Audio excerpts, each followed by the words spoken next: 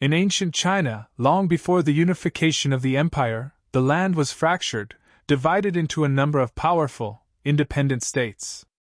This era, known as the Warring States period, lasted from 475 to 221 BC, a time defined by constant conflict, shifting alliances, and ambitious rulers who sought to dominate their rivals and expand their territories.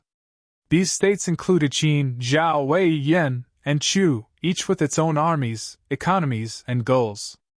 Amid this backdrop of war and division, the seeds of what would one day become the Great Wall of China were planted. The story of the wall begins as these states looked for ways to defend their territories from neighboring kingdoms and, perhaps more importantly, from the fierce nomadic tribes to the north.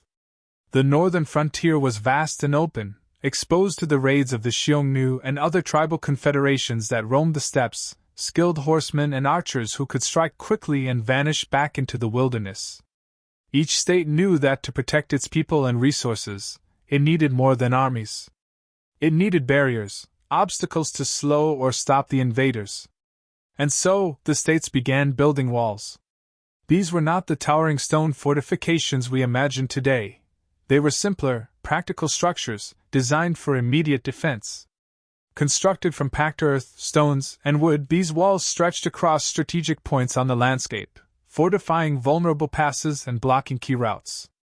While each wall was unique to the needs of its state, they shared a common purpose: defense.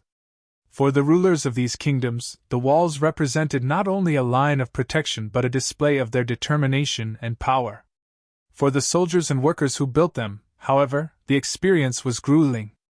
Thousands of laborers were conscripted to construct these fortifications, often working in brutal conditions. Soldiers and civilians alike were called upon to haul stones, pack earth, and construct wooden frames under the searing summer sun or the biting cold of winter. The work was relentless, a grueling sacrifice demanded by the rulers.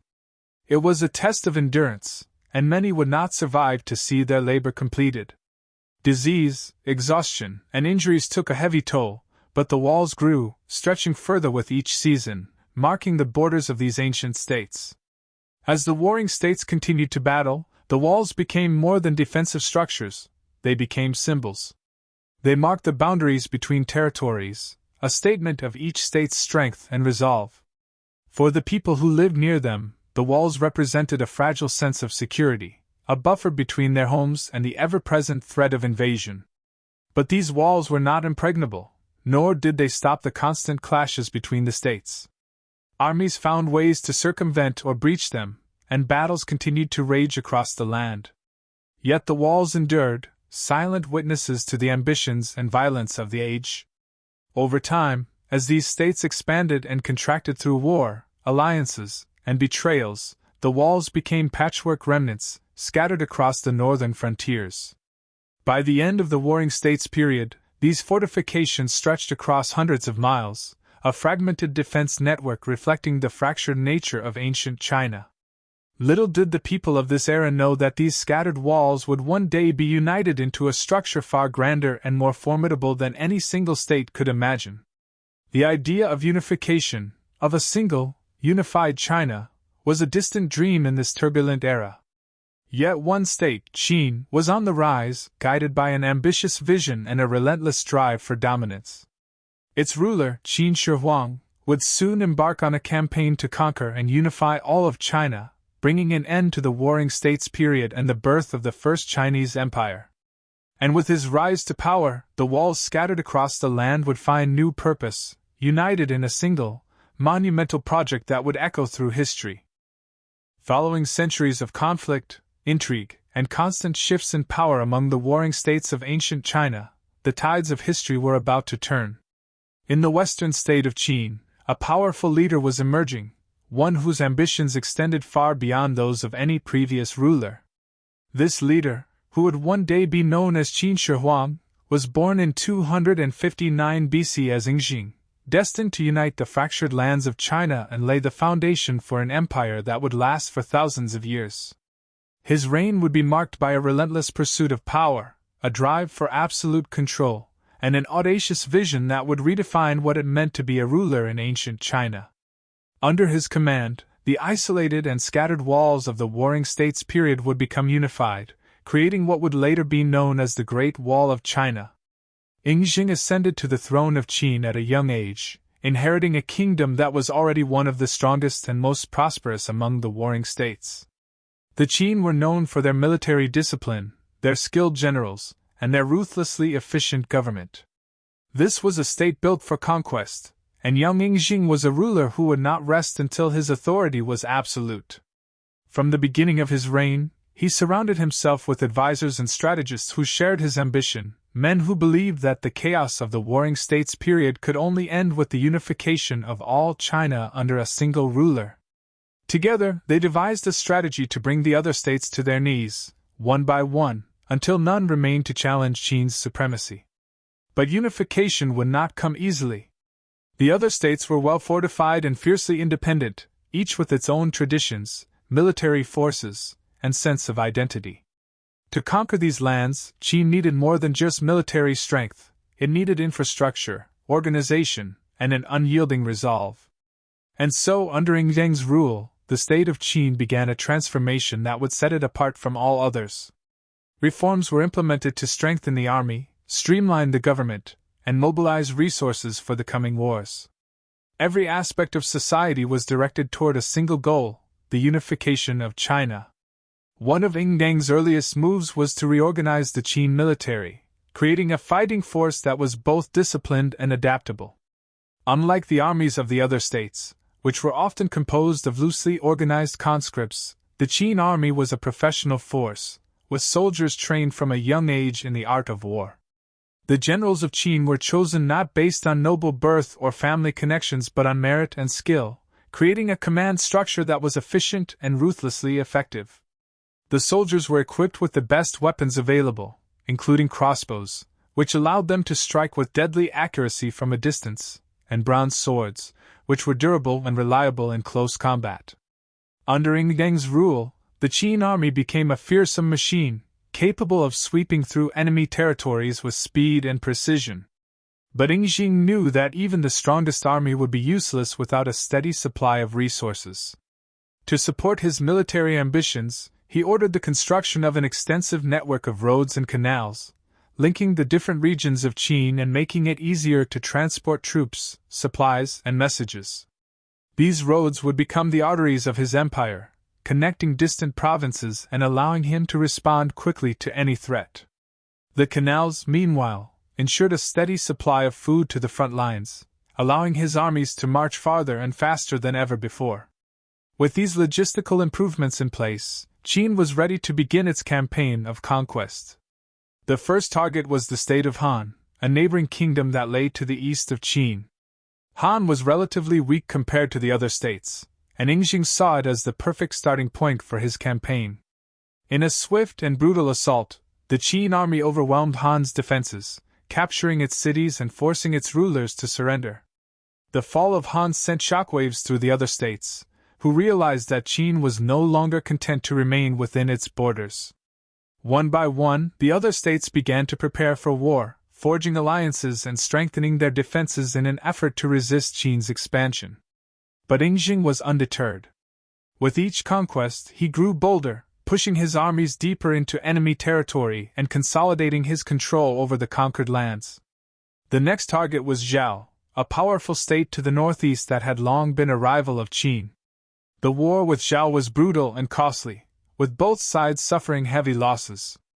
But in the end, Qin emerged victorious, capturing the Zhao capital and securing another piece of the puzzle. With each victory, the Qin army grew stronger, its soldiers hardened by battle and its generals more experienced.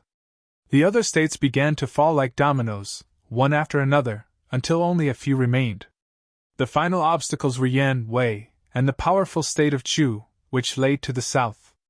Chu was known for its fierce warriors and strong fortifications, and it would prove to be one of the most difficult challenges for Qin. The war with Chu dragged on for years, with both sides suffering heavy losses. But Yingxing was relentless, refusing to rest until Chu was brought to heel.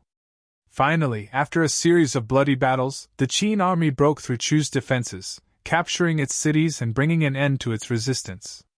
The other remaining states, seeing the writing on the wall, surrendered without a fight, and in 221 BC, Yingxing declared himself the ruler of a unified China. He took on a new title, Qin Shi Huang, or the first emperor of Qin, signaling the beginning of a new era in Chinese history. As the first emperor, Qin Shi Huang faced the enormous task of consolidating his empire and maintaining control over a vast and diverse population. His first order of business was to establish a strong central government, one that would allow him to exercise absolute authority over every corner of his empire. He implemented a series of reforms designed to standardize laws, weights, measures, and even the written language, creating a sense of unity among the people. These reforms were not always popular, and many resented the strict control imposed by the government. But Qin Shi Huang was determined to create a lasting legacy, and he believed that only through unity and order could his empire survive. One of the most ambitious projects undertaken during his reign was the construction of a unified wall along the northern frontier. The scattered walls built by the states during the Warring States period were not enough to protect the empire from the nomadic tribes to the north, who continued to pose a threat to the stability of the realm. Qin Shi Huang ordered the connection and reinforcement of these walls, creating a continuous barrier that would stretch for thousands of miles across mountains, deserts, and plains. This wall, known today as the Great Wall of China, was an engineering marvel, built with the labor of hundreds of thousands of workers. The Qin dynasty, despite its groundbreaking achievements and the ambitious vision of Qin Shi Huang, was remarkably short-lived. After only 15 years, the Qin dynasty collapsed under the weight of its own strict policies and harsh rule. Rebellion erupted, and by 206 BC, the Han dynasty rose to power, marking the beginning of a new era. Yet even as Qin Shi Huang's empire crumbled, his legacy endured, particularly in the form of the Great Wall. Although the Qin's unification efforts were controversial, and the dynasty itself was ephemeral, the idea of a unified defense against northern threats remained deeply ingrained in China's rulers. The Great Wall, symbolizing both physical protection and ideological unity, would become a project carried forward by subsequent dynasties for centuries.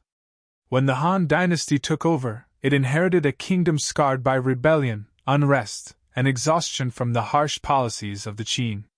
Unlike their predecessors, the Han rulers sought to establish a gentler rule, one that would allow the empire to recover and prosper. Yet they also recognized the strategic importance of the northern frontier and the potential threats that lay beyond it. The Han would expand and strengthen the Great Wall, turning it into one of the most critical defense projects in Chinese history. The tribes to the north, particularly the Xiongnu, were a significant concern for the Han emperors. The Xiongnu Confederation was a powerful and well-organized group of nomadic tribes, known for their expert horsemanship and raiding tactics. With their swift movements and knowledge of the terrain, the Xiongnu could easily bypass conventional Chinese defenses, posing a consistent threat to the northern provinces. The Han emperors understood that, to protect their people, they needed a more substantial barrier. And thus, the Great Wall project was revived and expanded, creating a continuous line of defense that would grow ever longer and more fortified. The Han emperors did not merely repair the walls built by Qin Shi Huang, they extended them, stretching the boundaries of the wall far into new territories. They reinforced the walls with stone and bricks and constructed additional fortresses, watchtowers, and garrison towns along its length. Unlike the hastily constructed earthen walls of the Warring States period or even the early Qin sections, the Han sections of the wall were designed to be permanent and durable, built with an eye toward long-term use and sustainability. Each tower and fortress was staffed by soldiers who would serve as the first line of defense, signaling the approach of invaders using smoke and fire, a method that allowed alerts to travel rapidly across vast distances. The Great Wall during the Han Dynasty was not just a defensive structure, it became a vital part of the empire's infrastructure. The wall's role extended beyond military defense, it became an artery of trade and communication, linking distant provinces and facilitating the movement of goods, people, and ideas. This transformation of the wall into an economic and cultural conduit was further fueled by the emergence of the Silk Road, the legendary trade route that connected China with Central Asia, the Middle East, and eventually Europe. As traders, caravans, and diplomats moved along the Silk Road, the wall became both a line of protection and a gateway to the outside world, a dual role that helped shape the development of the Chinese Empire. The Han Dynasty invested heavily in maintaining and expanding the Great Wall, deploying thousands of soldiers, laborers, and engineers to work on its construction. However, building the wall remained a costly and labor-intensive endeavor. The conditions for the laborers were grueling, with workers often facing extreme weather, difficult terrain, and the constant threat of attacks from northern tribes. Many of those conscripted to build the wall were prisoners, forced into labor as punishment for their crimes, or peasants who were drafted during times of famine or economic hardship. These laborers lived in makeshift camps along the wall, working from sunrise to sunset, cutting and hauling stone, mixing mortar, and assembling massive fortifications by hand. Disease, exhaustion, and accidents claimed the lives of countless workers, yet the wall continued to grow, inching its way across the rugged northern landscape. Despite the hardships, the Han Dynasty's Great Wall expansion had significant military advantages. The fortresses and watchtowers along the wall served as defensive outposts, but they also played a crucial role in intelligence gathering.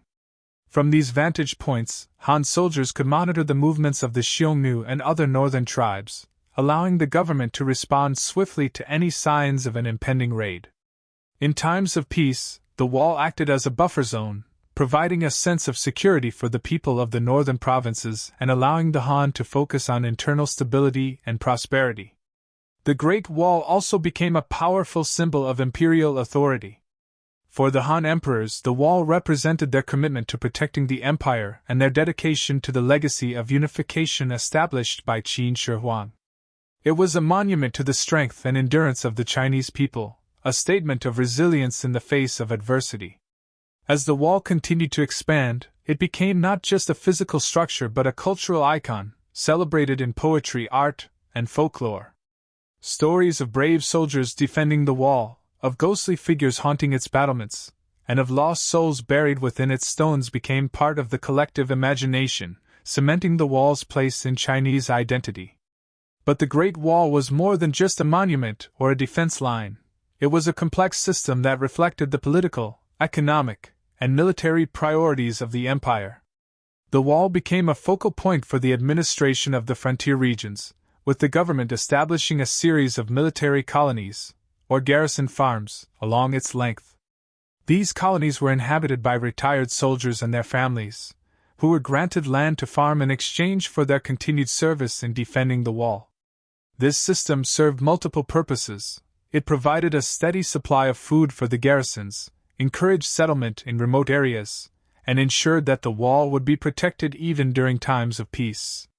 The garrison farms created a self-sustaining support system for the wall, reducing the need for costly supply lines and allowing the Han government to maintain a strong presence in the frontier regions. The relationship between the Han and the Xiongnu was complex, shifting between periods of conflict and uneasy peace. At times, the Han emperors sought to avoid war by using diplomacy, offering gifts and tributes to the Xiongnu leaders in exchange for a truce. Marriages were arranged between Han princesses and Xiongnu chiefs, a practice known as hichin, or peace marriages, intended to foster goodwill and create family ties between the two cultures. But these diplomatic efforts were often short-lived, as the underlying tensions and cultural differences continued to breed mistrust and hostility. When diplomacy failed, the Han turned once again to the wall, using it as a shield and a base from which to launch counterattacks against the Xiongnu. The Great Wall's role as a defense against the Xiongnu became increasingly critical as the Han Empire expanded further into Central Asia. By the 7th century CE, China had entered a period of remarkable prosperity and cultural achievement under the Tang dynasty, a golden age that would leave a lasting legacy in Chinese history. With the Tang came a time of openness and exchange, as China expanded its influence beyond its borders and embraced contact with the wider world. The Silk Road, which had been established during the Han Dynasty, became a thriving network of trade and communication, connecting China with Central Asia, the Middle East, and even reaching as far as Europe. The Great Wall, once primarily a defensive barrier, now stood as a sentinel along this bustling route, overseeing the flow of goods, ideas, and cultures that would enrich the Tang Empire and reshape its society. The Tang dynasty, founded in 618 CE, emerged after the chaos of the Sui dynasty's collapse, which had left China weakened and fragmented. The Tang emperors, determined to consolidate their power and stabilize the empire, quickly established a strong central government and implemented policies to restore prosperity. Under their rule, China's economy flourished, arts and literature blossomed, and the empire expanded its borders. The Tang rulers encouraged trade and actively promoted the Silk Road, viewing it as a means to secure wealth and cultural exchange. They recognized the value of the Great Wall, not just as a defensive structure, but as an essential part of this new era of commerce. Trade along the Silk Road brought a vast array of goods into China.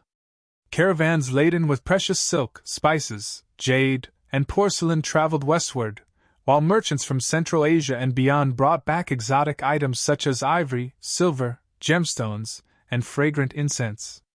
Silk, in particular, was in high demand. Its production and export became a major industry, with Chinese silk prized across continents. In return, China imported luxury items like Persian carpets, Byzantine glassware, and Arabian horses. These goods flowed through the cities of the Tang Empire, filling the markets of the capital, Chang'an, and enriching its merchants, artisans, and even common citizens. But the Silk Road was more than just a trade route for goods, it was a conduit for ideas, technology, and culture. Buddhism, which had first arrived in China during the Han Dynasty, continued to spread along the Silk Road, flourishing under the Tang's patronage. Monks and pilgrims from India and Central Asia traveled to China, bringing with them sacred texts, relics, and new forms of religious art and architecture.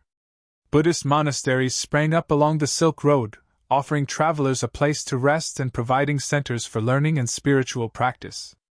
These monasteries, often situated near the Great Wall, became part of the landscape, their pagodas and statues visible from the ramparts. The Great Wall, in this period, became less a military line of defense and more a marker of China's border and influence.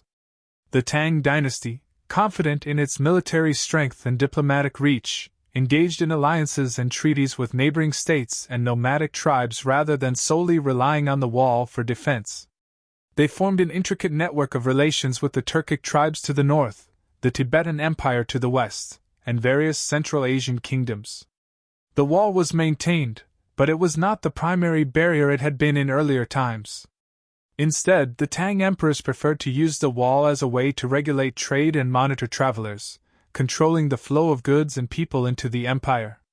As the Silk Road grew busier, the Tang dynasty established a system of checkpoints along the Great Wall, where officials could inspect goods, collect taxes, and issue permits to traders. These checkpoints became bustling centers of commerce, with marketplaces and inns where merchants could rest, resupply, and trade. Many of these checkpoints developed into permanent settlements, drawing people from diverse backgrounds and creating vibrant communities. Chinese, Central Asian, Persian, Arab, and even Indian merchants mingled in these border towns, exchanging not only goods but also stories, music, and cultural practices. This cultural exchange had a profound impact on Tang society, particularly in the capital, Chang'an. The city became one of the most cosmopolitan centers in the world, a melting pot where people of different ethnicities, religions, and languages coexisted and thrived. Foreign merchants and envoys from as far as Rome and Constantinople could be seen in the streets of Chang'an, their distinctive clothing and customs adding to the city's vibrant atmosphere. The influence of these foreign cultures was evident in Tang art, music, fashion, and even cuisine. As Chinese artists adopted new styles, musicians experimented with foreign instruments, and cooks incorporated exotic spices and ingredients into their dishes. Yet, the prosperity brought by the Silk Road also came with its challenges. The Tang dynasty had to manage the delicate balance between openness and security, between welcoming foreign influences and protecting the empire's interests. As trade flourished, so too did the threat of banditry and smuggling. The Great Wall, with its checkpoints and garrisons, became an essential tool for maintaining order. Soldiers stationed along the wall were tasked not only with defending the empire but also with patrolling the trade routes, deterring bandits, and ensuring that trade was conducted fairly. One of the most significant cultural exchanges that took place during the Tang dynasty was the spread of Buddhism from China to other parts of East Asia. Chinese monks traveled along the Silk Road to India, the birthplace of Buddhism, to study and bring back sacred texts, which they translated and distributed throughout the empire. This cultural exchange enriched both Chinese Buddhism and the broader Buddhist world, as Chinese ideas, art, and practices influenced Buddhist communities in Central Asia, Korea, Japan, and beyond. However, the influence of the Silk Road was not limited to Buddhism. Other religions, including Zoroastrianism, Nestorian Christianity, and Manichaeism, found their way into China through the Silk Road. The Tang dynasty, generally tolerant of foreign religions, allowed these faiths to establish communities and places of worship, contributing to the rich tapestry of religious life in the empire. Chang'an, in particular, became home to a diverse population of believers, with temples, churches, and fire altars coexisting within the city's walls. The acceptance of these different faiths reflected the Tang dynasty's openness and cosmopolitan spirit, as well as its confidence in its own cultural identity. The Silk Road also facilitated the exchange of technological innovations that would have a lasting impact on China and the world. From the West came new techniques in metalworking, glassmaking, and medicine, while China contributed its own inventions, such as papermaking and the compass, which would later spread to the Islamic world and Europe. The flow of technology along the Silk Road helped drive progress and innovation, advancing knowledge in fields ranging from astronomy to agriculture. As the Tang dynasty reached the height of its power, the Great Wall continued to serve as a guardian of the Silk Road, its presence a reminder of China's strength and resilience. However, the Tang's prosperity would not last forever. By the mid-8th century, the empire began to face internal challenges, including corruption, political infighting, and peasant unrest. As the sun rose over China in the early 15th century, a new dynasty, the Ming, held the reins of power. Emerging from the ashes of the collapsed Mongol-led Yuan dynasty, the Ming dynasty's rulers were determined to restore Chinese dominance, safeguard its culture, and solidify its borders. The Mongol invasions of the past, which had brought devastation to Chinese lands and citizens, had left an indelible mark on the collective psyche of the people and their leaders. To the Ming, protecting the empire from future incursions was paramount. Thus, they embarked on an ambitious project, not only to repair and reinforce the Great Wall but to transform it into an indomitable military barrier, a testament to their resolve to keep foreign threats at bay. The Ming dynasty's approach to the Great Wall was fundamentally different from that of their predecessors. While earlier dynasties had used the wall as a boundary marker, a checkpoint for traders, or a line of surveillance, the Ming emperors viewed it as the backbone of a comprehensive military defense strategy. During their reign, they oversaw the construction of what would become the most extensive and enduring sections of the Great Wall, marking the structure as we know it today. This fortified wall, stretching across thousands of miles, was reinforced with stone, bricks, and an extensive network of watchtowers, signaling stations, and garrisons. The Ming Great Wall was not simply a barrier, it was a fortified military zone, carefully designed to withstand sieges and thwart the most persistent of enemies. The Ming Great Wall project officially began in the late 14th century, under the rule of the dynasty's founder, Emperor Han Wu. Han Wu was deeply concerned with internal stability and external security, having lived through the tumultuous period of Mongol rule. He implemented policies to strengthen the government, reorganize the military, and promote agriculture, all in service of ensuring that the nation could withstand future invasions. The Great Wall, in his vision, would play a critical role in this mission, and his successors would carry his vision forward with relentless determination. Hongwu's son and successor, the Yongle Emperor, continued his father's efforts to secure the empire. Yongle's reign saw some of the Ming dynasty's greatest achievements, including the establishment of Beijing as the capital, the construction of the Forbidden City, and the initiation of the famous voyages of Admiral Jinghe. Yet, despite these triumphs, Yongle remained acutely aware of the northern threat posed by the Mongol tribes.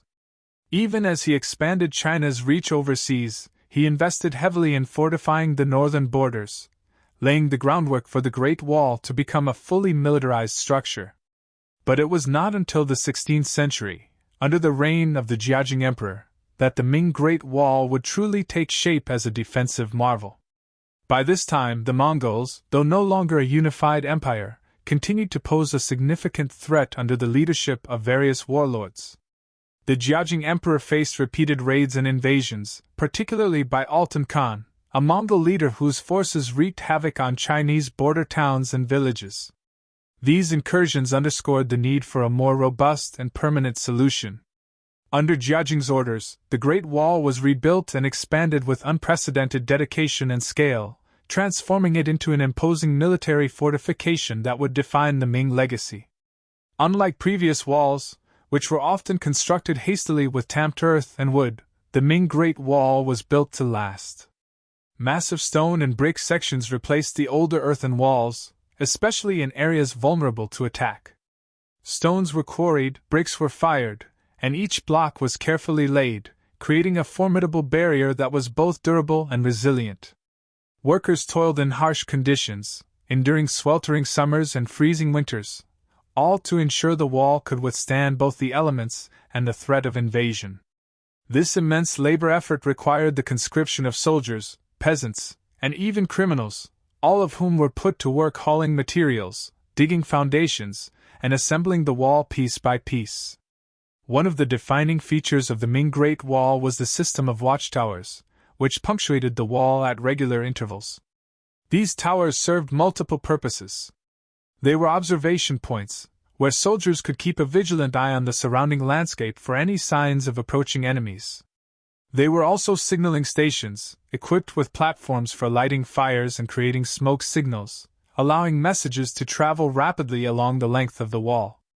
In times of invasion, these signals could alert garrisons hundreds of miles away, enabling them to prepare for an attack and send reinforcements if needed. The Ming military also incorporated an innovative system of beacons and signal fires. By day, soldiers used smoke signals, and by night, fires were lit to convey messages. Different numbers of fires or columns of smoke represented specific alerts, allowing for detailed information about enemy movements to be transmitted quickly.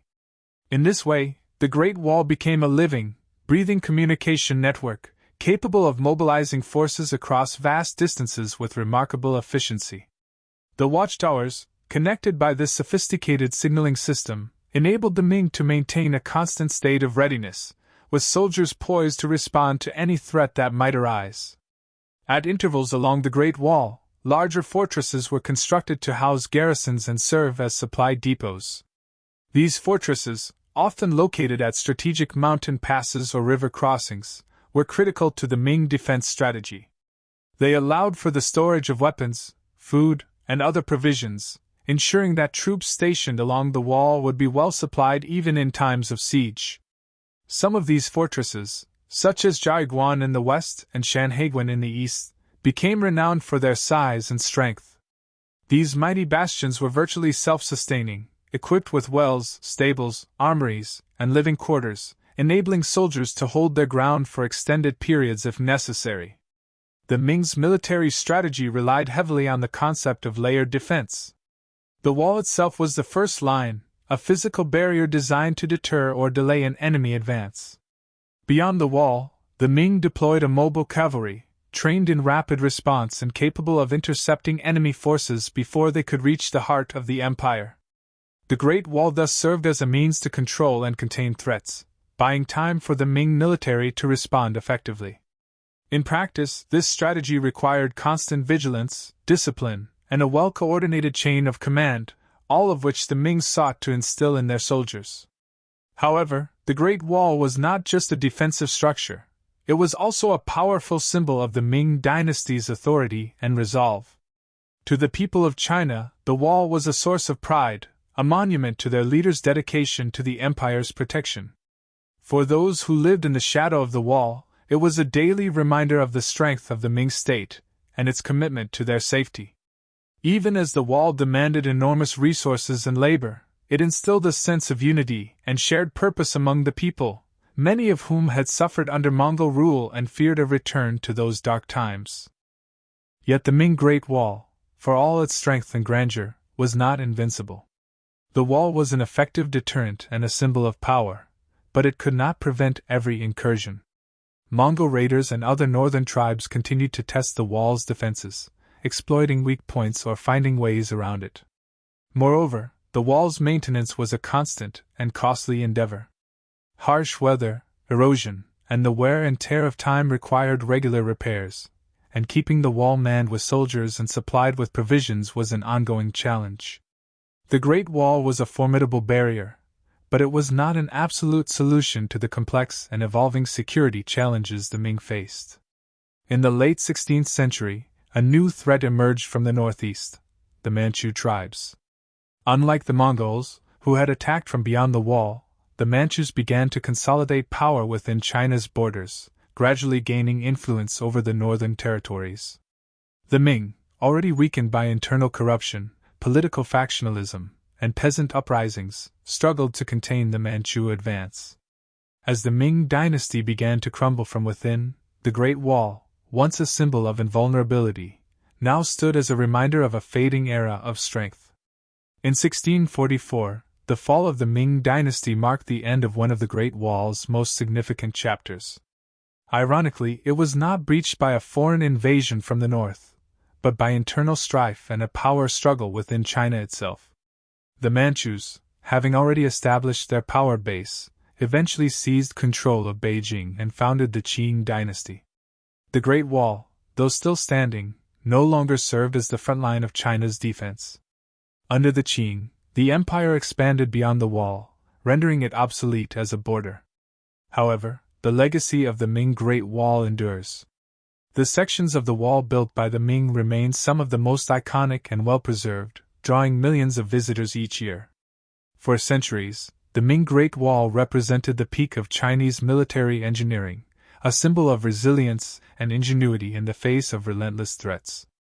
Today, it stands as a testament to the enduring spirit of the Chinese people and their commitment to preserving their culture and homeland. The Ming Great Wall, a marvel of human effort and engineering, was more than just a line of stone and brick. It was a living defense system, a network of forts and signal towers, a powerful military tool, and a symbol of national pride. Though it could not prevent the eventual fall of the Ming dynasty, it remains a powerful reminder of an era when China stood strong against the world, safeguarding its people and protecting its land. The Great Wall endures as the Ming dynasty crumbled under the weight of internal strife, economic instability, and external pressures. The once mighty Great Wall began to lose its significance as the bulwark of China's northern defense. By the early 17th century, the empire, once a symbol of strength, was now a shadow of its former self. The once impressive Great Wall, which had been meticulously constructed and maintained by the Ming emperors, began to show signs of neglect. The Ming dynasty's collapse did not come through a breach from foreign invaders, but rather from within, plagued by corruption, weak leadership, and peasant uprisings. Despite the grand walls and fortresses, the empire's internal weaknesses were too much to withstand. The Ming government, once united in purpose, had fractured into factions, with infighting and corruption eroding the effectiveness of the central leadership. The civil administration, strained by incompetence and financial mismanagement, failed to address the pressing needs of the people. Tax burdens on the peasantry increased to unsustainable levels, and the country was racked by rebellions. By the early 1600s, the most prominent of these uprisings was the Li Zicheng Rebellion, led by a former peasant-turned-bandit. The rebellion spread rapidly across the northern provinces, with rebel forces making their way toward the capital, Beijing. At the same time, the once stalwart military of the Ming dynasty had been weakened by decades of neglect. The soldiers who manned the Great Wall, once seen as elite defenders of the empire's northern border, were now poorly trained, underpaid, and demoralized.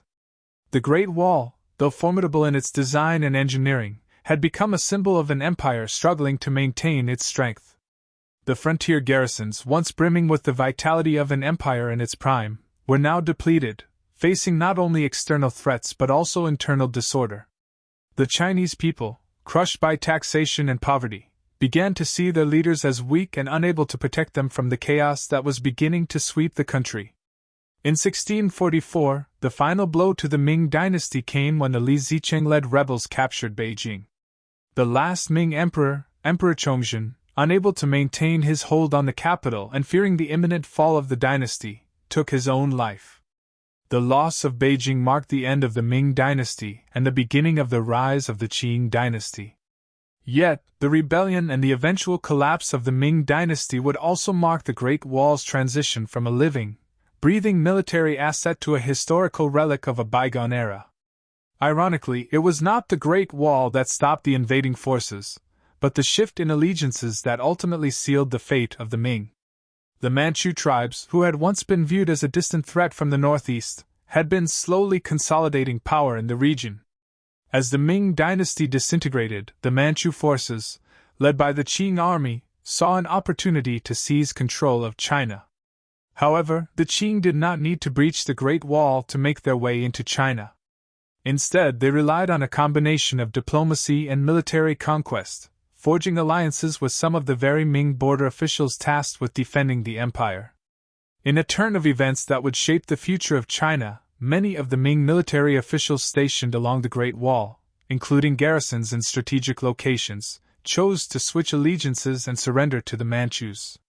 The Manchus, recognizing the fracturing of the Ming state, moved rapidly to capitalize on this collapse. Rather than attacking the Great Wall directly, they exploited the divisions within the Ming military and used the existing structures of power to gain access to China. The Great Wall, which had stood for centuries as the ultimate defense against northern invaders, had lost its primary function.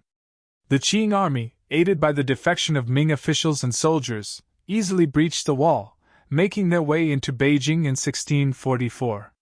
This conquest would mark the beginning of the Qing dynasty's rule over China, the last imperial dynasty in the country's history. The once feared northern frontier defenses, symbolized by the Great Wall, were now irrelevant in the face of a more significant internal collapse and the Manchus' growing influence. Despite the fall of the Ming dynasty and the end of the Great Wall's military importance, the structure itself endured. It continued to stand as a symbol of China's resilience, its strategic vision, and its history of defending against foreign threats.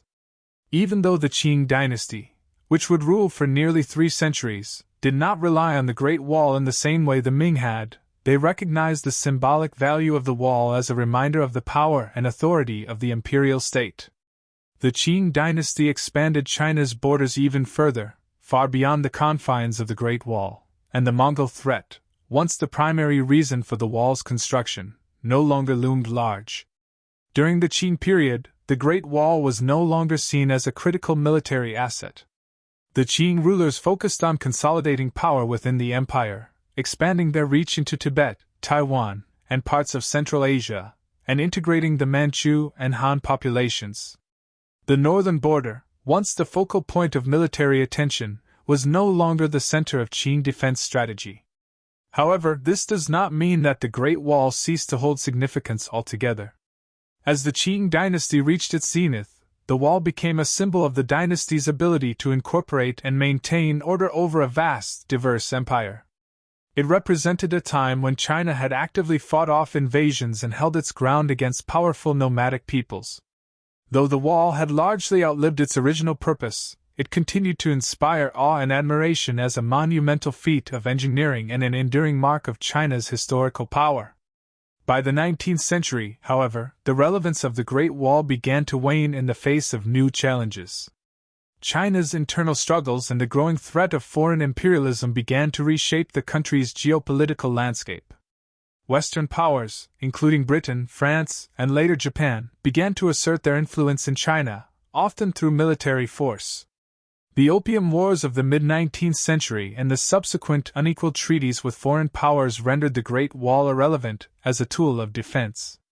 The internal turmoil that plagued China, such as the Taiping Rebellion, the Boxer Rebellion, and the fall of the Qing dynasty, further eroded the wall's symbolic value. It was no longer the front line of defense against foreign invaders. Instead, China's future would depend on the ability to navigate its internal conflicts and confront the growing power of foreign imperialism. Though the wall's military role had come to an end by the early Qing dynasty, its legacy would persist for generations. the Great Wall, standing as a symbol of China's strength, endurance, and history, continues to capture the imagination of millions around the world. Today, it remains one of the most iconic landmarks of China, attracting tourists from every corner of the globe, all eager to walk along its ancient ramparts and gaze upon the sprawling landscape it once protected. The Great Wall may no longer serve as a fortification, but it is a testament to the enduring power of human endeavor and the ability of a civilization to adapt and transform. As the Ming dynasty fell, the Manchu-led Qing dynasty rose to power, ushering in a new era for China. The decline of the Ming, marked by internal corruption, military failure, and widespread rebellion, created a vacuum of power in the heart of the empire. Amid this chaos, the Manchus, a nomadic people from the northeastern region of China, capitalized on the weakening state and seized the opportunity to establish a new order.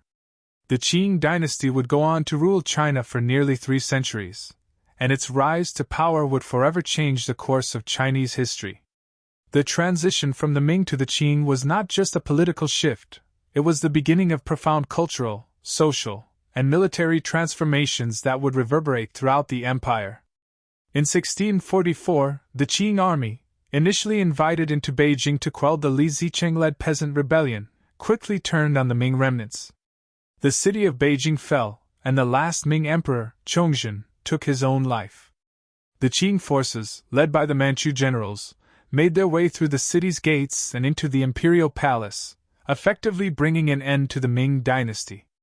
The fall of Beijing marked the beginning of the Qing dynasty's rule, though the process of consolidating power across the vast Chinese empire would take decades. The early years of Qing rule were marked by both military conquest and strategic alliances. Despite their military victories, the Manchu rulers knew they could not simply impose their authority on the vast and diverse population of China. The Manchus, a relatively small ethnic group compared to the Han Chinese majority, faced the challenge of gaining the loyalty and acceptance of a population that had lived under the Ming dynasty for over 2 centuries. To achieve this, the Qing emperors pursued a policy of cultural adaptation and incorporation, aiming to present themselves as legitimate rulers of China while preserving the distinctiveness of their Manchu heritage. The first Qing emperor, Xuanzhi, quickly moved to stabilize the empire. His reign, though brief, set the stage for a more unified China. Under Xuanzhi and his successor, the Kangxi Emperor, the Qing dynasty would go on to establish control over all of China, including the southern and western regions that had previously been outside the reach of the Ming. In this time, the Great Wall of China, once a symbol of the Ming dynasty's military might, began to shift in its significance. While the wall remained a powerful symbol of China's northern defenses, the Qing Empire's military focus had expanded well beyond the northern frontier. The Kangxi Emperor, who ruled from 1661 to 1722, is widely regarded as one of the greatest emperors in Chinese history. Under his leadership, the Qing dynasty expanded its territories to their greatest extent, incorporating Tibet, Taiwan, and large portions of Central Asia. His reign brought stability to the empire after the tumultuous transition from the Ming, and he strengthened Qing authority through both military victories and diplomatic strategies. Kangxi's reign was also a period of significant cultural exchange, as the Qing government welcomed foreign missionaries, scholars, and traders, allowing for the introduction of new ideas and technologies from the West. Despite the Qing's success in consolidating power, their rise to dominance was not without resistance. The southern provinces of China, which had been the stronghold of the Ming loyalists, resisted Qing rule for many years. The most notable of these resistances was the rebellion led by the remnants of the Ming dynasty, including the famous pirate and military leader Koxinga. Koxinga, a Ming loyalist who had fled to Taiwan after the fall of Beijing, continued to wage war against the Qing forces for several years. His campaigns, however, were eventually unsuccessful, and Taiwan fell to the Qing in 1683. While the Manchu rulers of the Qing dynasty worked to pacify the resistance and integrate new territories into their empire, they also faced challenges from within. The Qing administration, which had been built on the foundation of the Ming bureaucracy, had to adapt to the realities of governing a vast and diverse empire. the Manchus were faced with the task of ruling over millions of Han Chinese, many of whom viewed them as foreign invaders. To overcome this, the Qing emperors adopted a policy of cultural assimilation, seeking to blend Manchu traditions with those of the Han Chinese. One of the most symbolic aspects of this was the adoption of the Confucian ideals that had been central to Chinese governance for centuries. Under the Qing, the Chinese imperial examination system, which had been the cornerstone of the Ming bureaucracy, was revived and expanded. The examination system, which allowed individuals to rise to positions of power based on their intellectual abilities, played a crucial role in ensuring that the best and brightest from all regions of China could serve in the imperial government. This meritocratic system helped to stabilize Qing rule by fostering a sense of loyalty to the dynasty, even among those who were not of Manchu descent. While the Qing dynasty was successful in consolidating power and expanding China's borders, it was also a time of great transformation. The Manchu rulers introduced reforms that altered the political, military, and cultural landscape of China. The most significant of these was the expansion of the military. The Qing military, under the leadership of the emperors, became one of the most powerful and organized forces in the world. The Qing dynasty's military successes were not just a result of sheer strength but of innovative military strategies, disciplined forces, and a deep understanding of the geography of the empire. The Qing emperors, especially Kangxi and his successor, the Yongjing emperor, instituted a series of reforms that aimed to strengthen the military and reduce the power of local warlords. One of the key strategies was the creation of the Eight Banners system, a military organization that divided the Manchu forces into 8 distinct units. This system helped maintain strict control over the military and ensured that the Manchu ruling class remained united in their loyalty to the emperor. The 8 Banners also provided a platform for the integration of non-Manchu troops, including Han Chinese soldiers, into the Qing military forces. While the military reforms of the Qing were essential in consolidating power, the dynasty also worked to ensure the security of the empire's borders. The Great Wall of China, which had once served as the primary military defense against northern invaders, became less relevant as the Qing focused on internal consolidation and expansion. Yet, the Great Wall was still maintained and reinforced, particularly in the regions where incursions from the nomadic tribes of the north were most likely. However, by the time of the Qing dynasty's peak, the wall had become more of a symbolic marker than a practical defense structure. As the 19th century dawned, the Qing dynasty, despite its achievements, found itself at a crossroads. Once a powerful force, it began to buckle under the weight of internal strife, external pressures, and the challenges of maintaining control over an ever-expanding empire. The Great Wall of China, which had symbolized the might and security of the empire for centuries, was now largely a remnant of a bygone age. By this time, China was no longer isolated behind the fortifications of the wall. Instead, it was facing a rapidly changing world. The Qing dynasty, though formidable, was beginning to show cracks in its foundation, and these cracks would eventually lead to the collapse of imperial China. The opium trade, which had been a major issue in China since the 18th century, was one of the first indicators of the Qing dynasty's declining influence. Opium, primarily produced in British India, flowed into China in increasing quantities, and by the early 1800s, it had become an epidemic. The Qing government, alarmed by the social, economic, and health consequences of the trade, attempted to ban it. However, their efforts were thwarted by British traders, who saw the drug as a lucrative market. The conflict over opium ultimately resulted in the Opium Wars, a series of conflicts that would have profound consequences for China. The First Opium War, 1839–1842, marked the beginning of China's so-called century of humiliation. The Qing government, weakened by corruption and internal divisions, was no match for the superior British military, which used advanced technologies such as steam-powered warships and modern firearms. The Qing were forced to sign the Treaty of Nanjing in 1842, ceding Hong Kong to Britain and opening up several ports to foreign trade. This was the beginning of a series of unequal treaties that would further erode China's sovereignty and power. The Treaty of Nanjing not only signified the loss of territorial integrity but also highlighted the Qing government's inability to protect China from foreign influence. The loss of Hong Kong and other territorial concessions signaled the Qing dynasty's vulnerability, and this sense of weakness was compounded by the internal strife that gripped the empire. The Taiping Rebellion, 1850–1864, one of the deadliest civil wars in history, further undermined the Qing's legitimacy. Led by Hong Xiuquan, a self-proclaimed younger brother of Jesus Christ, the Taiping movement sought to overthrow the Qing dynasty and establish a new, religiously based kingdom. The rebellion, fueled by widespread discontent with the Qing government, particularly in the southern regions, threatened to destabilize the entire empire. Although the Qing eventually managed to suppress the rebellion with the help of Western powers, the cost was staggering, with millions of lives lost and the empire further weakened. The Taiping Rebellion exposed the Qing government's inability to deal with internal conflicts and highlighted the growing unrest among the Chinese populace.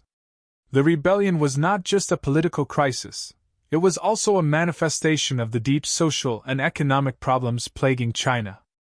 The Qing rulers, increasingly out of touch with the realities of Chinese society, struggled to implement meaningful reforms. The imperial bureaucracy, rife with corruption, was unable to address the needs of the people. The Qing dynasty's military, though formidable in its earlier years, was now overstretched, ill-equipped, and disorganized.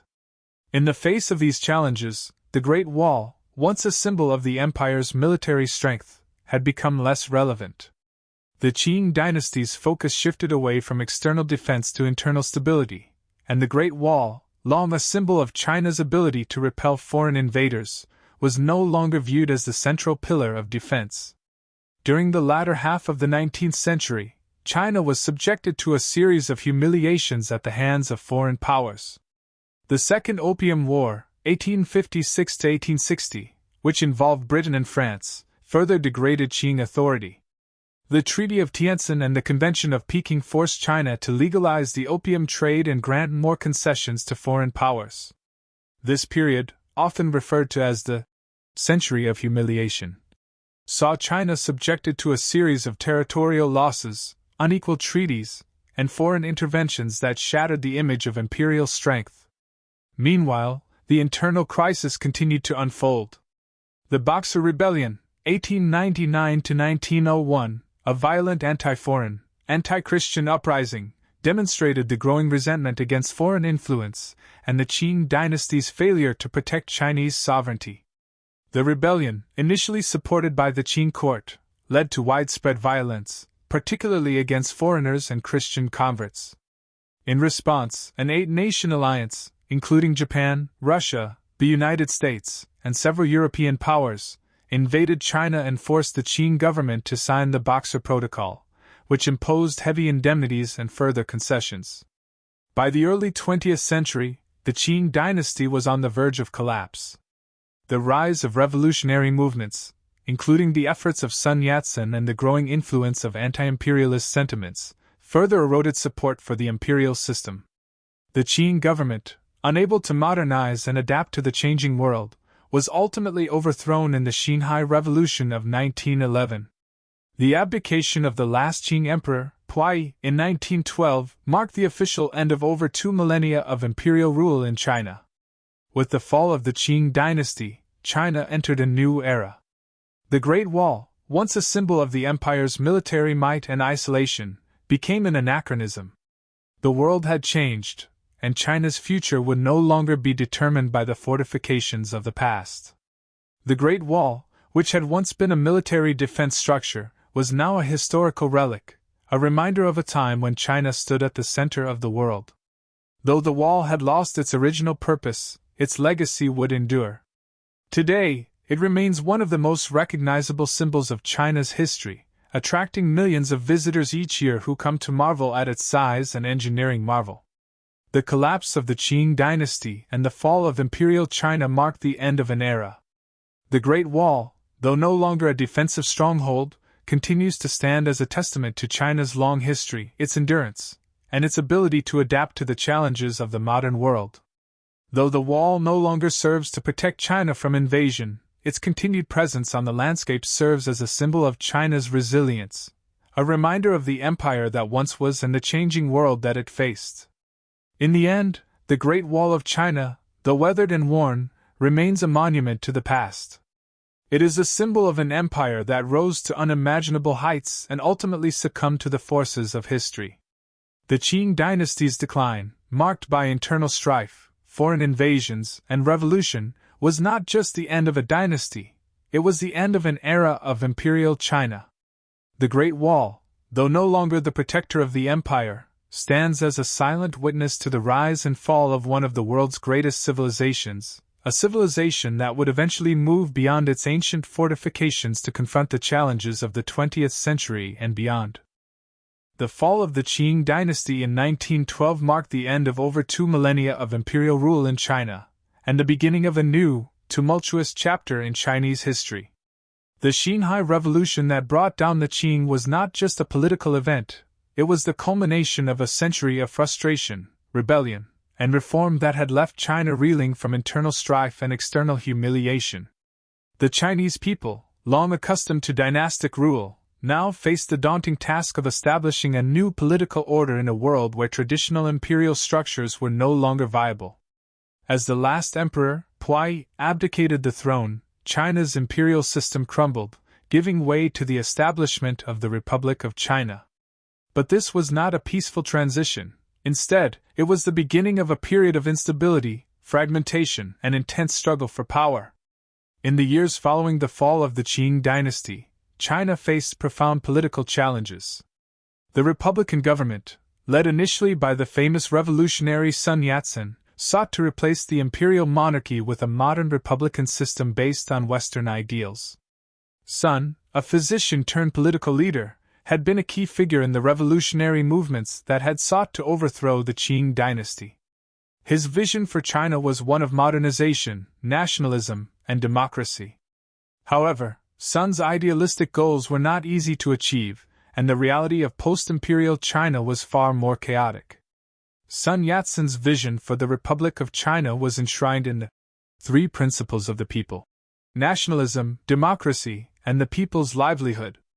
These principles called for the unification of China, the establishment of a democratic government, and the improvement of the people's well-being through social and economic reforms. Yet, the challenge of implementing these principles was immense.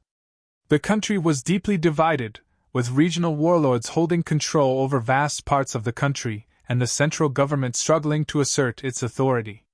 Sun's government in Nanjing, while symbolically important, lacked the power to effectively govern the sprawling and fragmented country.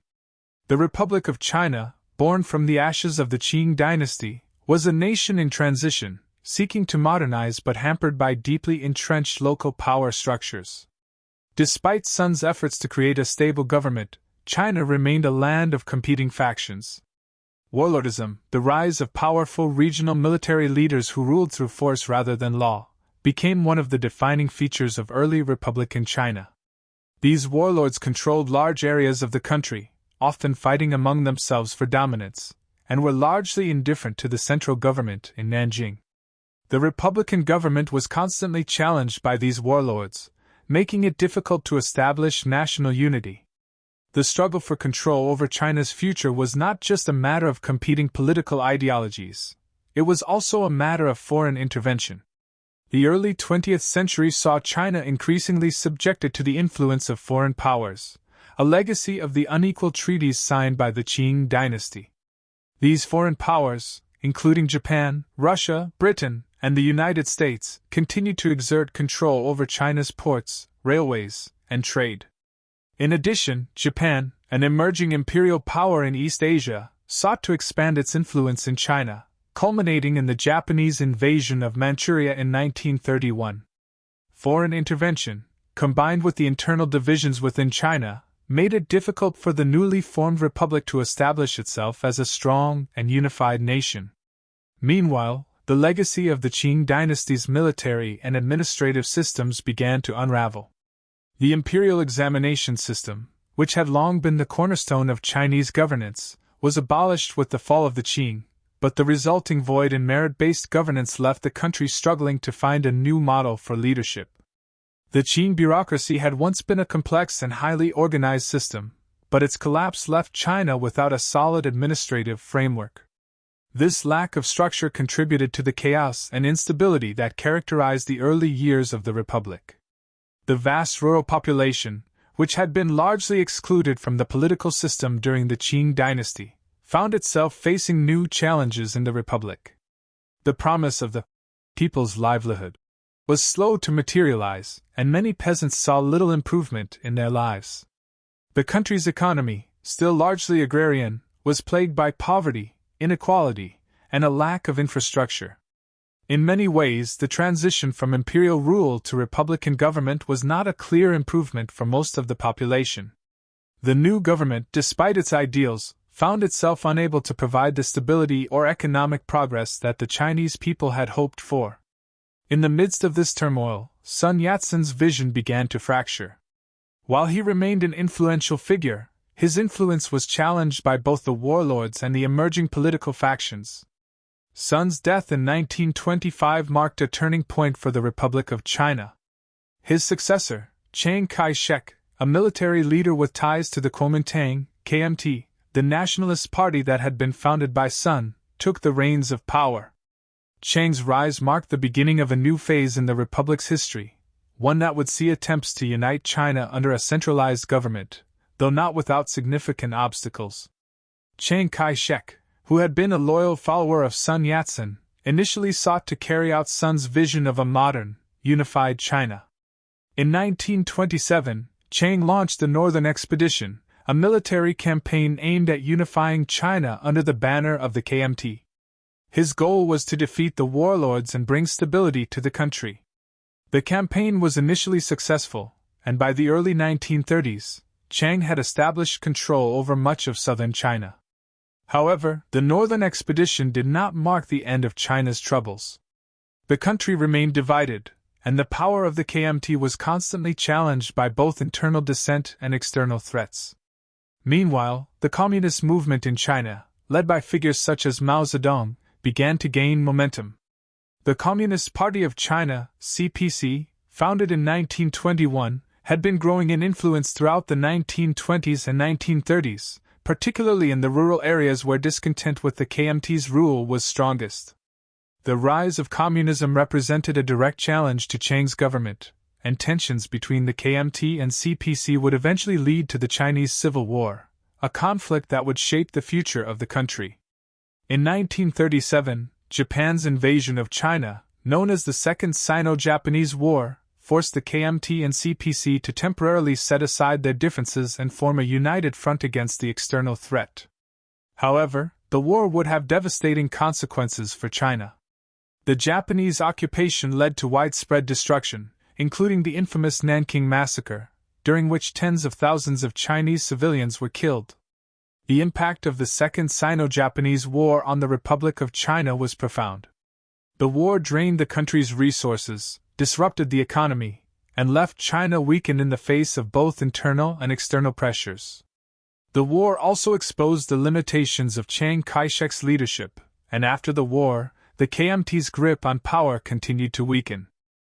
With the conclusion of the Chinese Civil War in 1949, a new chapter in Chinese history began. A chapter that would reshape not only the nation itself but also the trajectory of global geopolitics. The Chinese Civil War, which had raged for over 2 decades, saw the Communist Party of China, CPC, led by Mao Zedong, emerge victorious, while the nationalist Kuomintang, KMT, under Chiang Kai-shek, retreated to Taiwan. On October 1, 1949, Mao Zedong declared the founding of the People's Republic of China, PRC, ushering in an era of communist rule and a dramatic departure from centuries of imperial dynastic history. For Mao and his supporters, this marked the culmination of their long struggle for a new, socialist China, one that would be free from the shackles of imperialism and foreign influence. The rise of the People's Republic of China was not just the end of a civil war, it was the beginning of a radical transformation that would touch every aspect of Chinese society, politics, and economy. Mao's vision for China was one of self-reliance, equality, and the creation of a utopian socialist state. The long-standing goals of the Chinese Communist Party, land reform, the abolition of feudal hierarchies, and the overthrow of imperialist influences, were now within reach. However, the road ahead would be fraught with challenges as Mao sought to implement his vision in a country that was deeply scarred by years of war, poverty, and political instability.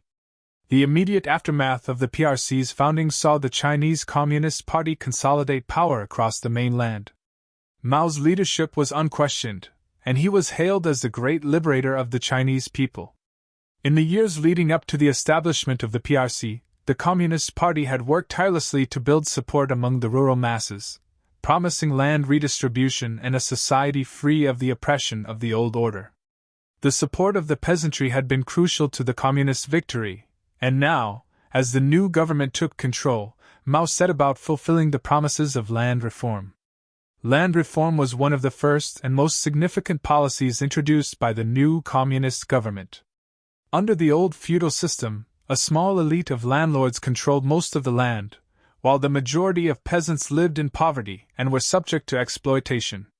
The Chinese Communist Party sought to redistribute land from these landlords to the peasants. This process, which was initially intended to be peaceful and gradual, turned violent in many areas as the government used revolutionary rhetoric to justify the violent confiscation of land from landowners. Tens of thousands of landlords were executed during this period, and large-scale collectivization of agriculture began to take shape. Mao's commitment to transforming China into a socialist state was also reflected in his plans for industrialization. He believed that the key to China's future lay in its ability to modernize and develop its industry, particularly in heavy industry. In 1953, the government launched the first five-year plan, modeled after the Soviet Union's own industrialization program. The goal was to rapidly increase industrial output and create a self-sufficient economy. The government focused on building factories, increasing coal and steel production, and developing infrastructure. However, while the plan achieved some success in increasing industrial output, it also led to inefficiencies, corruption, and the neglect of the agricultural sector. While the first five-year plan was underway, Mao and the Communist Party also focused on consolidating their control over China's political system. A series of campaigns were launched to eliminate perceived enemies of the revolution, including former nationalist supporters, landlords, and intellectuals. The party sought to eradicate any remnants of the old system, and anyone perceived as a threat to the new government was subject to persecution. The anti-rightist campaigns of the mid-1950s, for example, targeted intellectuals and those who criticized the party's policies. Mao's paranoia about dissent led to widespread purges, and many intellectuals were forced into hard labor or sent to re-education camps. By the late 1950s, Mao's increasing belief in the necessity of rapid transformation led him to launch one of his most ambitious and controversial policies, the Great Leap Forward. This initiative, aimed at transforming China from an agrarian economy into an industrialized socialist state, sought to bypass the traditional stages of economic development. The plan called for the collectivization of agriculture and the establishment of large-scale communes, where farmers would work together in collective units. Mao believed that through mass mobilization and the collective effort of the people, China could rapidly achieve economic success. The Great Leap Forward, however, proved to be a monumental failure. Instead of increasing agricultural and industrial production, it led to widespread famine, economic disarray, and the deaths of millions of people. The collectivization of farms was disastrous, as it led to a collapse in food production. The government's insistence on unrealistic production targets and the forced collectivization of agriculture caused crop failures, food shortages, and famine. The Chinese people, particularly in the rural areas, suffered enormously during this time, and the Great Leap Forward is widely considered one of the darkest periods in modern Chinese history. In the aftermath of the Great Leap Forward's failure, Mao's leadership was increasingly questioned. The economic and social chaos that followed the disaster led to growing discontent, both within the Communist Party and among the general population. Some party members, including Deng Xiaoping, began to advocate for a shift away from Mao's policies and a return to more pragmatic economic management. Despite this, Mao retained his grip on power, and in the 1960s, he launched yet another bold campaign, the Cultural Revolution. The Cultural Revolution, initiated in 1966, was an attempt by Mao to reassert his authority and reaffirm the revolutionary ideals of the Communist Party. At its core, the Cultural Revolution sought to purge China of counter-revolutionary elements, intellectuals, perceived enemies of the party, and anyone considered to be insufficiently loyal to Mao. The movement was characterized by violent mass campaigns, the destruction of cultural heritage, and the widespread persecution of intellectuals, artists, and anyone deemed to be a threat to the revolution. Mao encouraged the youth of China, particularly the Red Guards, to attack the four olds: old customs, old culture, old habits, and old ideas. The Cultural Revolution plunged China into chaos. Schools and universities were closed, intellectuals were publicly humiliated or sent to labor camps, and the country's cultural heritage was attacked. Historical sites, temples, and artifacts were destroyed, as Mao sought to erase the remnants of China's imperial past. The Red Guards, a group of radical students, became a powerful force, conducting mass denunciations and violent purges across the country. The cultural and intellectual fabric of China was torn apart during this time, and the country's social order was upended. The death of Mao Zedong in 1976 marked the end of an era for China. For over 3 decades, Mao's vision had shaped the course of Chinese history, guiding the country through its transition from an imperial past to a communist future. Yet, Mao's radical policies, particularly the Great Leap Forward and the Cultural Revolution, had left China in a state of economic disarray, political purges, and cultural devastation. The Communist Party was deeply divided, and the nation faced a moment of reckoning. It was clear that change was needed, and the man who would bring about that change was Deng Xiaoping. Deng Xiaoping, once a loyal ally of Mao, had been purged during the Cultural Revolution but returned to power after Mao's death. Unlike Mao, Deng was a pragmatist who understood the importance of economic reform and modernization. He recognized that China's survival as a global power would depend on its ability to transform its economy and integrate more effectively into the global system. Deng's leadership marked a significant departure from the revolutionary zeal of Mao, as he prioritized stability, economic growth, and pragmatic policies over ideological purity. The early years following Mao's death were characterized by political instability and power struggles within the Communist Party. The so-called Gang of Four, a faction led by Mao's widow, Jiang Qing, had hoped to maintain Mao's vision of revolutionary socialism. However, they were arrested in 1976, effectively ending the Cultural Revolution's influence on Chinese politics. This paved the way for Deng Xiaoping's rise to power. Deng had the backing of a broad coalition of party elites, military leaders, and reform-minded technocrats who recognized the need for change. Deng's first major reform was the shift away from the ultra-leftist policies of the Cultural Revolution. In 1978, he introduced the Reform and Opening Up program, which aimed to modernize China's economy by introducing market-oriented reforms, reducing the role of the state in economic planning, and opening the door to foreign investment. This marked a dramatic shift from the centralized, planned economy that had dominated under Mao, and it would have profound implications for China's future. Under Deng's leadership, China began to embrace elements of capitalism within a socialist framework. The government maintained control over key sectors of the economy, such as energy, heavy industry, and defense, but allowed for the development of private enterprises and the growth of foreign trade.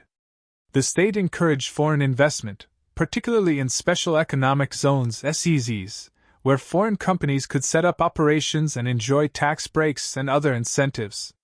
The establishment of these SEZs, particularly in cities like Shenzhen, became a symbol of China's new economic direction. The opening up of China's economy led to rapid industrialization and urbanization. Millions of Chinese citizens, particularly in coastal cities, were lifted out of poverty as new industries flourished and the country integrated into the global economy. In the decades that followed, China's economy grew at an astonishing rate, becoming the second largest in the world by the 2010s. The reforms allowed China to become a major player on the global stage, with unprecedented levels of economic growth, foreign trade, and technological advancement. Deng's reforms also extended to agriculture. The collective farming system, which had been a central part of Mao's socialist policies, was dismantled, and farmers were given greater control over their land.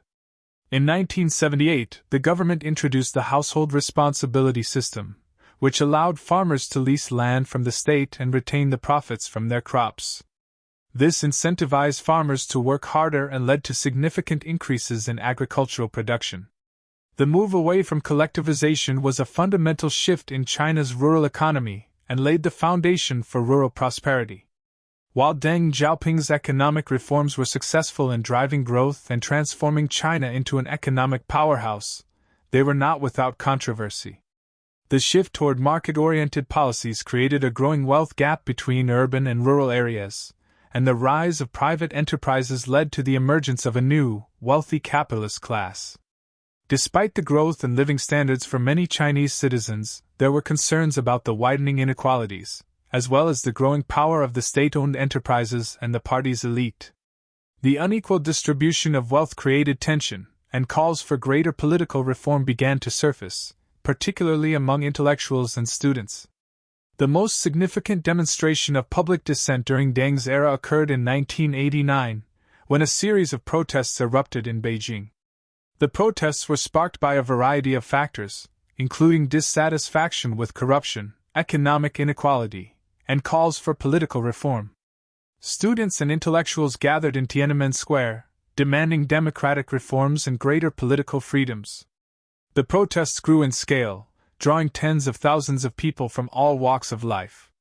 The Tiananmen Square protests became a powerful symbol of China's internal struggle between the desire for political freedom and the government's commitment to maintaining political control.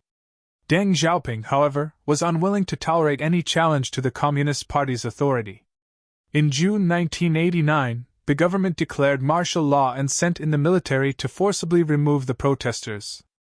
The subsequent Tiananmen Square massacre, in which hundreds, possibly thousands, of protesters were killed, marked a brutal end to the pro-democracy movement. The Chinese government's response to the protests left a lasting scar on the country's political landscape. The event also led to international condemnation and temporary isolation of China from the global community. Despite the tragic events of Tiananmen Square, Deng Xiaoping's economic reforms continued to reshape China in profound ways. The 1990s saw the continued liberalization of China's economy, the growth of the private sector, and the expansion of China's global trade networks.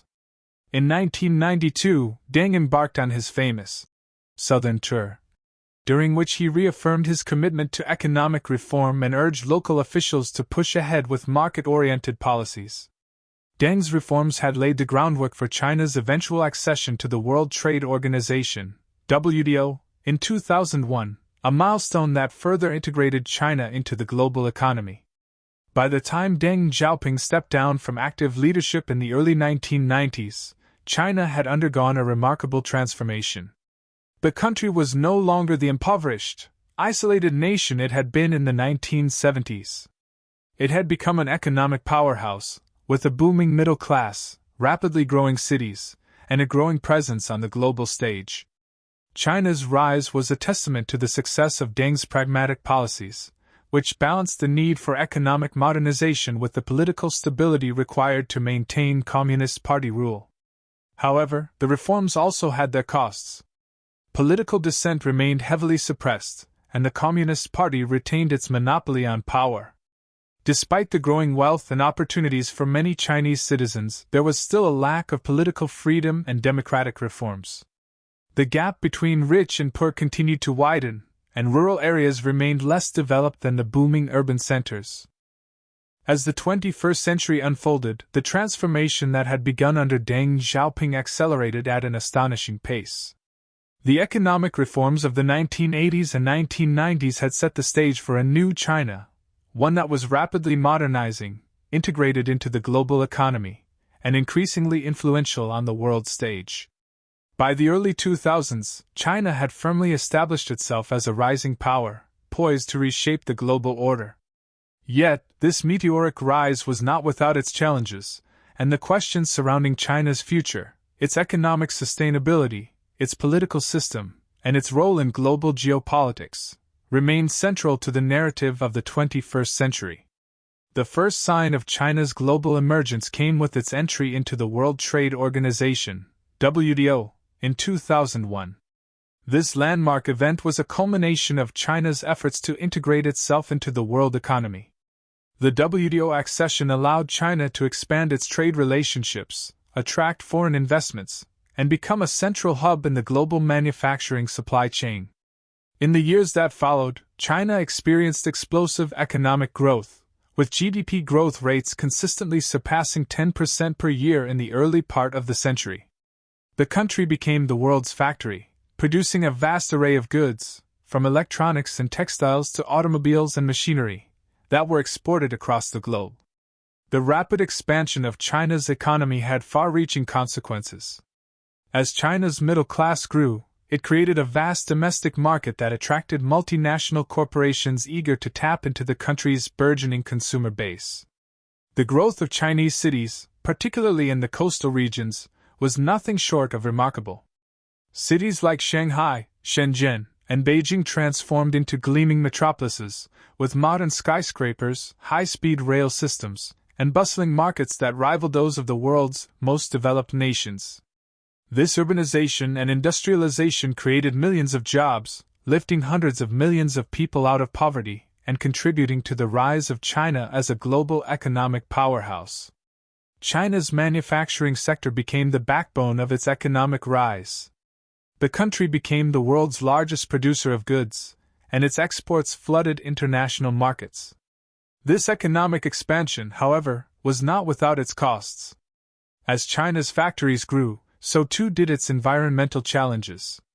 Rapid industrialization led to severe pollution, with smog choking cities and rivers running thick with industrial waste. The country's dependence on coal for energy also contributed to its environmental woes, making China the world's largest emitter of carbon dioxide.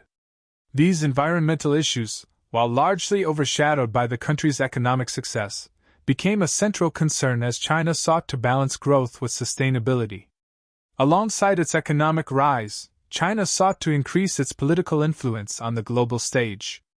The country's leadership, particularly under President Hu Jintao, 2002 to 2012, and his successor, Xi Jinping, 2013, present, worked to expand China's diplomatic footprint through initiatives like the Belt and Road Initiative, BRI, a massive infrastructure development project aimed at connecting China with countries across Asia, Africa, and Europe.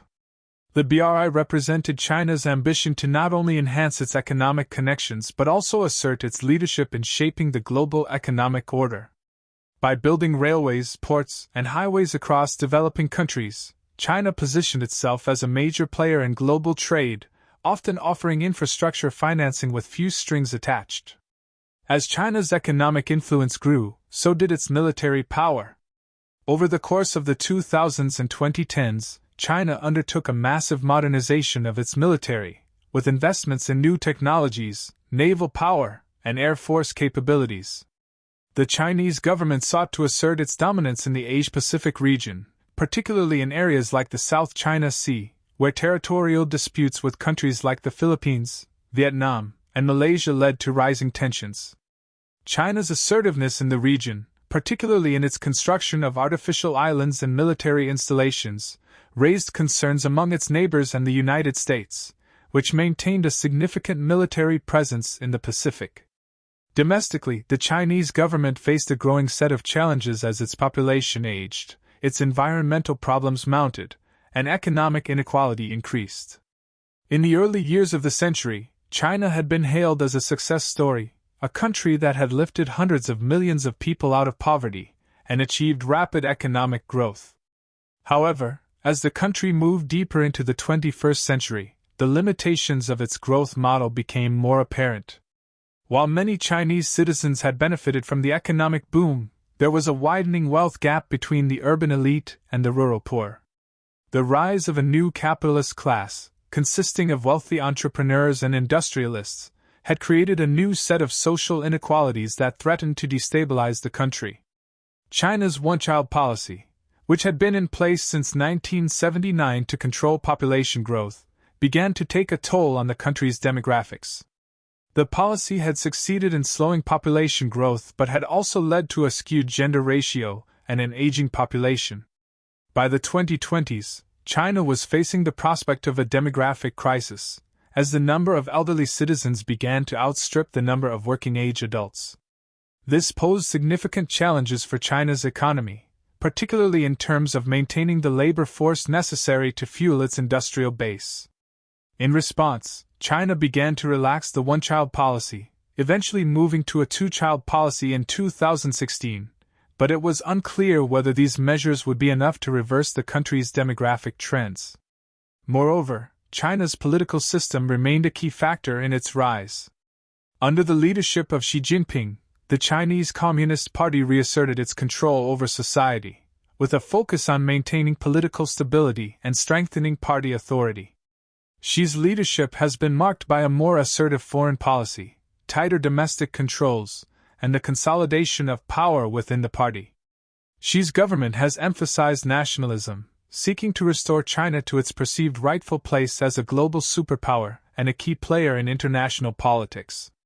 This vision of national rejuvenation has been encapsulated in the slogan, "The Chinese Dream," which Xi has used to inspire both citizens and the Communist Party.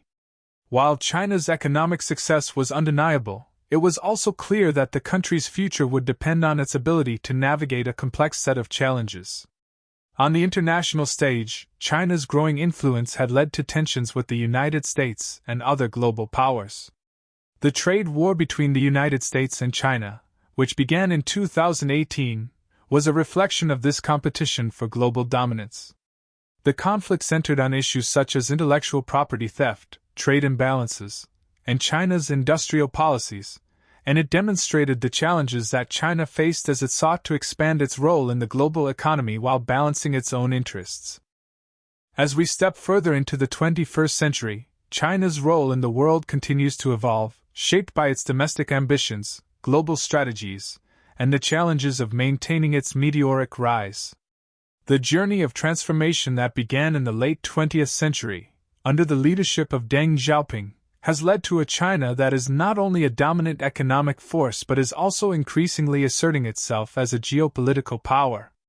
But as China moves forward, the path it treads will be fraught with new challenges, contradictions, and complexities. What does the future hold for China and for the global order it is reshaping? At the heart of China's future lies its internal political system, the Chinese Communist Party (CCP), which remains the central pillar of governance. The CCP, under the leadership of Xi Jinping, has consolidated more power than at any time since the days of Mao Zedong.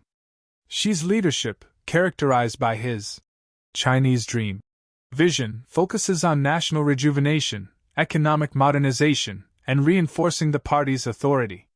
Xi's ascension to the position of paramount leader has signified a break from the collective leadership model that characterized China's politics since Deng Xiaoping. His political philosophy, which he has enshrined in Chinese law, combines elements of Marxist-Leninist ideology with a strong emphasis on nationalism and state control.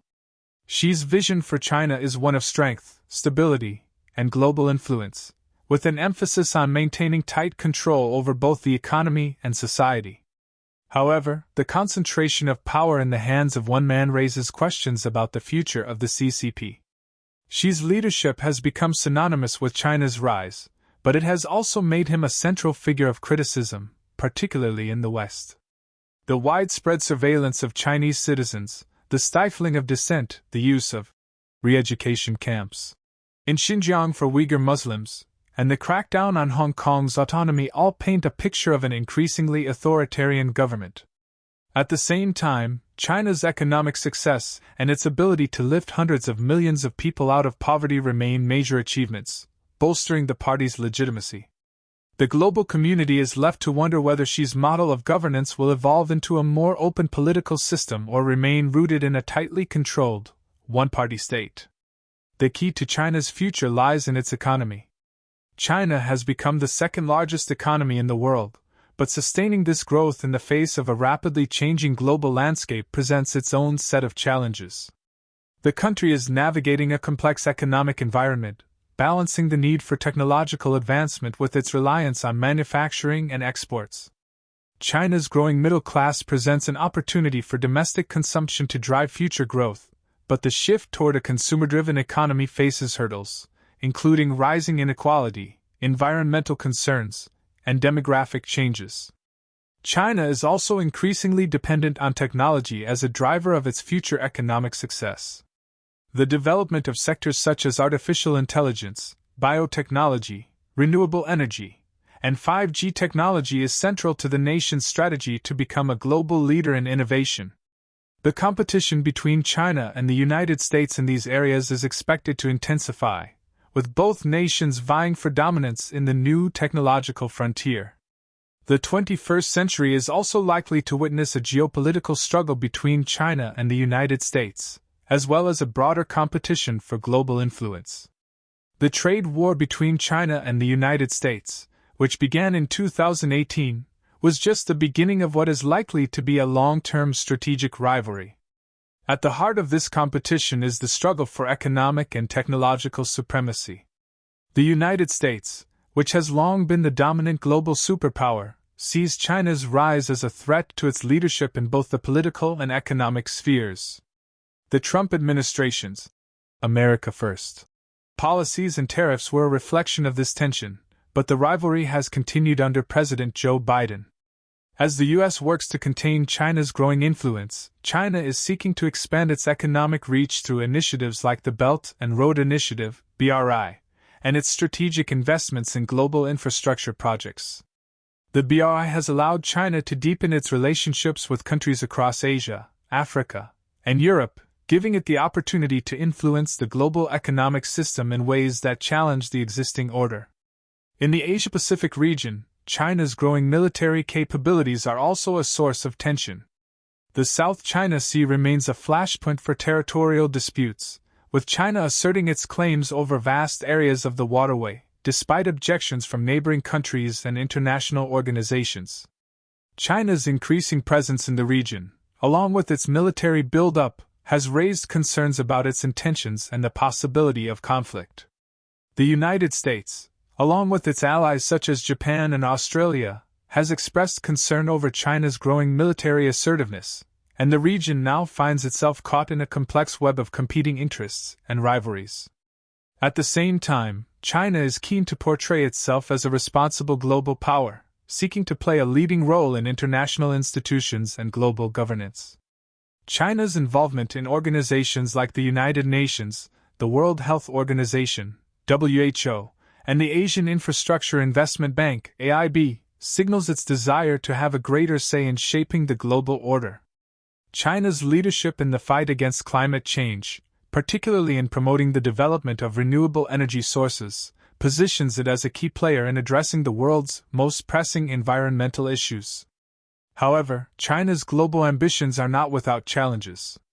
The question of how China will balance its economic and political rise with its relationships with other nations, particularly the United States and its allies, remains a central issue. As China becomes more assertive on the world stage, its approach to diplomacy will be tested by the complex realities of international politics. A major factor in China's future will be its demographic trends. The nation's aging population, caused by the one-child policy and declining birth rates, will place significant strain on its economy in the coming decades. As the working-age population shrinks and the elderly population grows, China will face labor shortages, rising healthcare costs, and increased pressure on its pension system. To address these challenges, China has relaxed its one-child policy and now allows families to have 2 children, but it remains uncertain whether this will be sufficient to reverse the demographic trend. The aging population is also likely to exacerbate the inequality between urban and rural areas, as rural populations tend to have higher proportions of elderly citizens with less access to social services. Another critical element of China's future will be its relationship with the global environment. While China has made strides in becoming a leader in renewable energy, its rapid industrialization and reliance on coal have made it the largest emitter of carbon dioxide in the world. The country faces a delicate balancing act between maintaining economic growth and reducing its environmental impact. The Belt and Road Initiative, BRI, is arguably one of the most ambitious and far-reaching geopolitical projects of the 21st century. Launched by Chinese President Xi Jinping in 2013, this vast infrastructure development program aimed to revitalize and expand trade routes that date back to ancient times, the Silk Road. But in its modern form, the BRI is far more than a simple revival of trade routes. It is a strategic effort by China to reshape the global economic order, extend its political influence, and assert itself as a central player on the world stage. The BRI, a network of land and maritime corridors spanning Asia, Africa, and Europe, is China's attempt to create a modern economic and infrastructural web that will bring together the developed and developing worlds, benefiting both sides in terms of trade, investment, and influence. But this grand vision is not without its complexities, challenges, and controversy. The roots of the BRI lie in China's historical interactions with the countries that sit along the ancient Silk Road. This ancient trade network, which connected China with the Middle East, Europe, and Africa, facilitated the exchange of goods, ideas, and culture for centuries. With the BRI, China seeks to recreate that historical connection by establishing new economic corridors that promote trade, investment, and cooperation between countries across 3 continents. This new Silk Road is not limited to just trade routes, however. It also incorporates ports, airports, railways, highways, energy pipelines, and telecommunication networks, all designed to enhance connectivity across the globe. The initiative is a reflection of China's vision to become a central hub in global commerce and geopolitical affairs. The Belt and Road Initiative is designed with multiple objectives in mind. Economically, it aims to boost trade and stimulate growth in participating countries by facilitating easier access to markets and reducing transportation costs. By creating new infrastructure, China seeks to enhance global trade routes, ensuring that goods and services can flow more efficiently between Asia, Europe, and Africa. The plan focuses on infrastructure projects such as bridges, tunnels, and high-speed rail lines, which would make transporting goods faster, cheaper, and more reliable. China sees this initiative as a way to secure new markets for its goods and to promote its own industrial development. At the heart of the BRI lies the idea of infrastructure as a tool for economic development. Many of the countries involved in the initiative, particularly those in Asia and Africa, have struggled with outdated or inadequate infrastructure. Roads, railways, ports, and airports are often poorly maintained or underdeveloped, which limits trade and economic growth. For these countries, the BRI offers a potential solution: China's financial resources, engineering expertise, and willingness to invest in large-scale infrastructure projects. China has pledged billions of dollars in loans and investments, helping to fund the construction of roads, railways, and energy pipelines that will enhance connectivity within these regions. For many of the recipient nations, this kind of infrastructure development is seen as a critical step toward modernizing their economies. In addition to economic development, the BRI is also a geopolitical strategy. Through its massive investments in infrastructure, China has been able to deepen its relationships with countries across Asia, Europe, and Africa. These projects are seen not just as economic ventures but also as tools for building closer political and diplomatic ties. By financing infrastructure projects in countries that may lack the capital or resources to invest in their own development, China is positioning itself as a key player in shaping the future of these nations. In return, China gains access to new markets, valuable natural resources, and political leverage. The BRI gives China the opportunity to secure its economic interests while simultaneously extending its influence in key regions. The BRI's geopolitical impact is particularly evident in the case of countries in Central Asia, Southeast Asia, and Africa. These regions are strategically important to China, and the BRI serves as a way to strengthen its political, economic, and security ties with these countries. China's investments in Central Asia, for example, have helped to solidify its influence in the region, with the development of pipelines, highways, and railways that link China to the Middle East and Europe.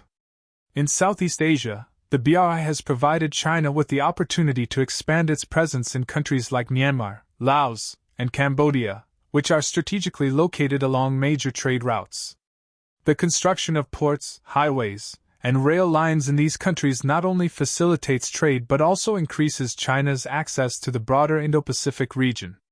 China's investments in Africa have also been significant, as the continent is rich in natural resources and provides an important market for Chinese goods. Through the BRI, China has financed the construction of railways, ports, and roads in countries like Kenya, Ethiopia, and Nigeria, helping to improve transportation and infrastructure while simultaneously securing access to Africa's valuable resources. The BRI has allowed China to solidify its status as Africa's largest trading partner, eclipsing traditional Western powers like the United States and European Union. Despite the promising benefits of the Belt and Road Initiative, it has also sparked concerns and criticisms, both domestically and internationally. One of the primary concerns is the mounting debt that many participating countries have taken on in order to fund BRI projects. Critics argue that China's loans often come with high interest rates and questionable repayment terms, which could trap countries in a cycle of debt. In some cases, these loans have led to fears of debt diplomacy, where China is accused of using its financial leverage to gain political influence over struggling countries. The most high-profile case of this has been Sri Lanka, which in 2017 handed over control of its Hambantota port to China on a 99-year lease after failing to repay Chinese loans. Critics see this as a case of debt trap diplomacy, where China uses its economic clout to exert control over key infrastructure in strategically important countries. Additionally, there are concerns about the environmental impact of the BRI. Many of the projects funded under the initiative involve large-scale construction in ecologically sensitive areas. Critics argue that the rush to develop infrastructure without proper environmental safeguards could lead to long-term environmental damage, including deforestation, pollution, and disruption of local ecosystems. While China has made some efforts to address these concerns, including pledges to ensure that BRI projects adhere to environmental standards, the rapid pace of development and the scale of the initiative make it difficult to fully assess the environmental impact. In the evolving landscape of global power dynamics, the relationship between the United States and China stands as one of the most consequential. This rivalry, rooted in economic competition, political ideologies, and military influence, has come to define much of the 21st century's international order. The US-China relationship is at a crossroads. It is a rivalry marked by interdependence and cooperation, but also by mounting tensions and fears of escalation. In recent years, the growing divide between these two global giants has raised the question: will this rivalry lead to conflict, or can it be managed through competition? The origins of US-China competition trace back to the late 20th century, when China's reform and opening up policies transformed the country from an isolated, agrarian society into an industrial powerhouse. In the 1980s, after decades of Maoist isolation, China under Deng Xiaoping began to embrace market-oriented reforms.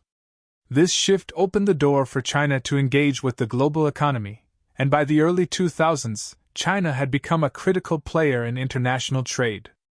As China's economy grew exponentially, so did its global influence. But this growth did not occur in isolation. It was facilitated, in part, by the United States, which welcomed China into the World Trade Organization, WTO, in 2001, granting China access to global markets and allowing its economy to flourish. However, this economic interdependence has given way to rivalry. As China's economic power grew, so did its political ambitions. The United States, for decades the undisputed global hegemon, began to see China as a threat to its leadership. This shift has been particularly evident in the economic realm, where China has emerged as the world's second-largest economy, challenging the US's position as the global economic leader. The rise of China has created a new global competition, not just for resources or markets, but for the very structures of global governance. For the United States, the increasing economic and political clout of China presents a direct challenge to the liberal international order that Washington has long championed. At the heart of this rivalry is technology. China has made it clear that it intends to lead in the technological frontier, and the US sees this as a strategic challenge. In fields like artificial intelligence, AI, 5G networks, biotechnology, and quantum computing, China is investing heavily to gain an edge. The US, in turn, is working to maintain its dominance in these fields, but the competition between the two countries is intensifying. The technological race has created a new battleground where both nations are not only competing for economic supremacy but also for global influence. The competition over 5G networks, for example, has become one of the most visible aspects of this technological rivalry. China's Huawei has been a major player in the global 5G market, but the US has led efforts to restrict Huawei's access to markets, citing security concerns. For Washington, Huawei represents the broader fear that China could use its technological advancements to establish control over global infrastructure, making it a potential threat to national security. The economic rivalry between the US and China was most dramatically illustrated by the trade war that began in 2018. Under the leadership of President Donald Trump, the US initiated a series of tariffs on Chinese goods, citing unfair trade practices, intellectual property theft, and an imbalanced trade relationship. The Chinese government retaliated with its own tariffs, and the trade war quickly escalated.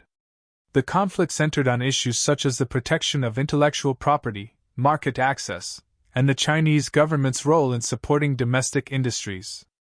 The trade war shook global markets and led to concerns about the long-term effects on international trade. By 2020, both sides had reached a partial trade agreement, but many of the underlying tensions remained unresolved. The trade war was not just about trade, it was emblematic of the broader struggle for dominance in the global economic system. The rivalry between the US and China is not limited to economic and technological competition. It also encompasses military concerns, particularly in the Asia-Pacific region. The South China Sea has become one of the most contentious areas in this rivalry. China's territorial claims in the region, where it has built military outposts on artificial islands, have raised alarm in Washington and among its allies. The U.S. Navy conducts regular freedom of navigation operations in the South China Sea to challenge China's claims, which has led to tense standoffs between the two nations. The strategic importance of the region, through which a significant portion of global trade flows, makes it a critical flashpoint. Both the US and China understand that control over the South China Sea would grant significant geopolitical leverage in the Indo-Pacific. Beyond the South China Sea, China's growing military capabilities are increasingly seen as a challenge to US dominance in the region. China's military modernization program has been swift and comprehensive, including advancements in missile technology, naval power, and air force capabilities. The U.S. has responded by strengthening its alliances with countries like Japan, South Korea, and Australia, and by increasing its military presence in the region. The strategic competition in the Indo-Pacific is part of a broader geopolitical struggle that involves the future of global security. The U.S. sees China's military expansion as a threat to the stability of the region, while China views the U.S. military presence as an encroachment on its sphere of influence. In addition to military tensions, the U.S. and China are also locked in a battle for global influence, particularly through diplomacy and economic alliances. China has worked to expand its influence in international organizations, often challenging the U.S.-led order. The Belt and Road Initiative (BRI) is a key element of this strategy, as it allows China to build political and economic relationships with countries across Asia, Africa, and Europe. Through the BRI, China is gaining access to critical infrastructure projects and securing strategic partnerships in regions that were once dominated by Western powers. Meanwhile, the U.S. is seeking to counter China's rise by strengthening its alliances with countries like India and Japan, and by promoting a free and open Indo-Pacific strategy. Both nations are vying for influence in multilateral organizations like the United Nations, the World Trade Organization, and the International Monetary Fund. The rivalry between the US and China is not merely a contest for power, it is also a battle of ideologies. The United States has long championed liberal democratic values such as free markets, human rights, and individual freedoms. China, on the other hand, operates under an authoritarian model, where the Communist Party holds absolute power, and the state plays a central role in the economy. This ideological divide is one of the driving forces behind the rivalry. For the US, China's political system represents an existential challenge to the liberal democratic order. For China, the US model represents a threat to its sovereignty and a system that is increasingly out of touch with the realities of the modern world. The clash of these two systems is likely to shape the future of international relations for decades to come. The Roman Empire, one of the most formidable and influential civilizations in human history, began its rise over 2,000 years ago. Its story is one of unprecedented military expansion, political intrigue, cultural achievements, and ultimately, a slow and tragic decline. At its peak, the Roman Empire controlled vast territories spanning Europe, North Africa, and the Middle East, touching the shores of the Atlantic and Pacific. It was an empire that shaped the foundations of modern governance, law, architecture, and culture. Yet, despite its remarkable achievements, the Roman Empire ultimately succumbed to internal strife, external pressures, and the passage of time. The origins of Rome are steeped in myth. According to legend, Rome was founded by the twin brothers Romulus and Remus in 753 BC, who were said to have been raised by a she-wolf on the banks of the Tiber River. The early Romans built their city on the 7 hills of Rome, establishing a small kingdom that would grow into one of the most powerful empires the world has ever known. Early Rome was a monarchy, but in 509 BC, the Romans overthrew their last king and established a republic. The Roman Republic lasted for nearly 5 centuries, and it was during this period that the foundation for the Roman Empire was laid. The Roman Republic was characterized by a complex system of checks and balances, with power divided between elected officials, the Senate, and the Roman people. This system allowed for an unprecedented degree of participation in governance, although it was still limited to the Roman elite. Rome expanded rapidly during the Republican period, conquering surrounding territories and engaging in wars with powerful neighbors like Carthage and the Greek city-states. The most notable of these conflicts was the Punic Wars, a series of 3 wars fought between Rome and the North African city of Carthage. Rome's victory in the Punic Wars, particularly in the Second Punic War, secured its dominance over the Mediterranean world. However, by the end of the 2nd century BC, the Roman Republic was facing internal turmoil. The power of the Senate was being increasingly undermined by populist leaders who sought to gain the support of the common people. The resulting political instability, coupled with ongoing military conquests, led to social unrest and class divisions. Powerful generals like Gaius Marius and Lucius Cornelius Sulla began to wield significant influence, using their armies to further their political ambitions. The rise of these strongmen signaled the beginning of the end for the Roman Republic. The transformation from republic to empire began in earnest in 49 BC when Julius Caesar, one of Rome's most talented generals, crossed the Rubicon River with his army and marched on Rome. This bold move was a declaration of defiance against the Senate, and it ultimately led to Caesar's rise as the dictator of Rome. Caesar's rule, however, was short-lived. In 44 BC, he was assassinated by a group of senators who feared that he was becoming too powerful. Despite his death, the idea of a single, powerful ruler had taken hold, and in the years that followed, Rome was plunged into civil war. The key figure who emerged from this chaos was Augustus, the adopted son of Julius Caesar. Augustus, born Gaius Octavius, was a shrewd politician and military leader. After defeating his rivals, including Mark Antony and Cleopatra, Augustus became the first emperor of Rome in 27 BC, marking the beginning of the Roman Empire.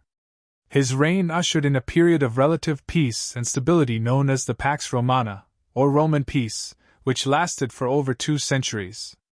During this time, the Roman Empire expanded to its greatest territorial extent, covering vast stretches of Europe, North Africa, and the Middle East.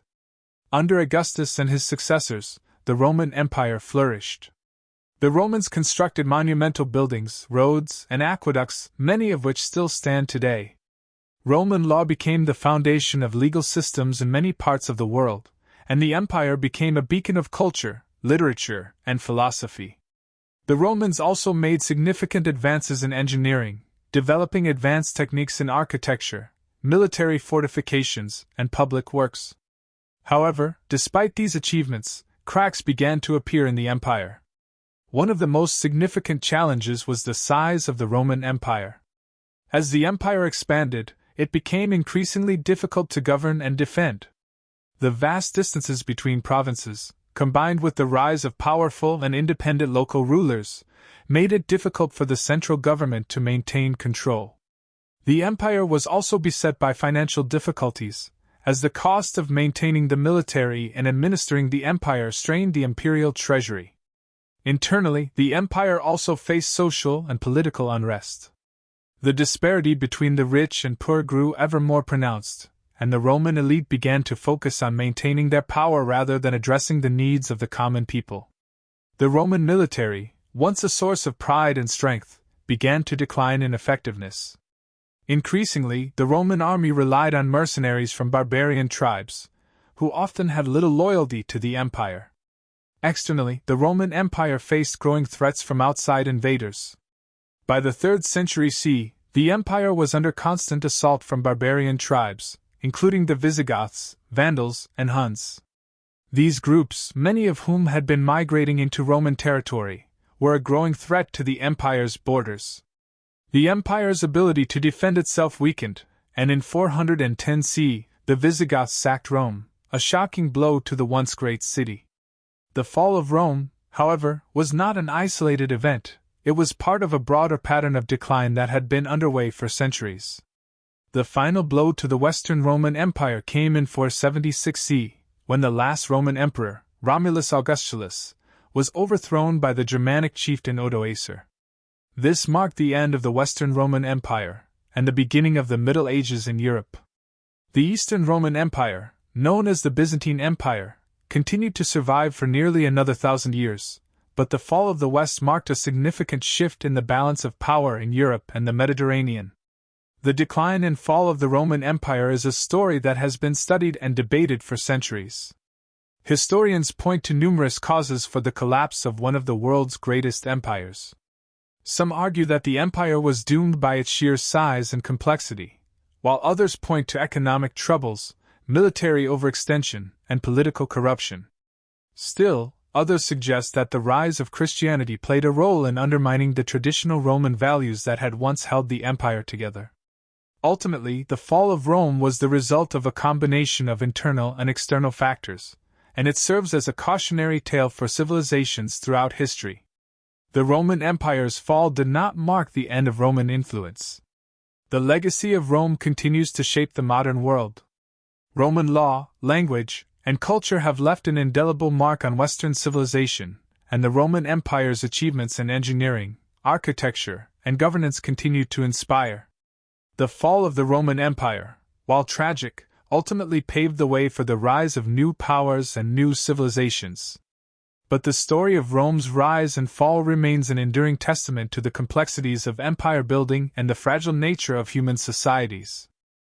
The Industrial Revolution, which began in the late 18th century, marked one of the most transformative periods in human history. It was not merely a shift in the way goods were produced but a profound revolution in the way people lived, worked, and interacted with the world around them.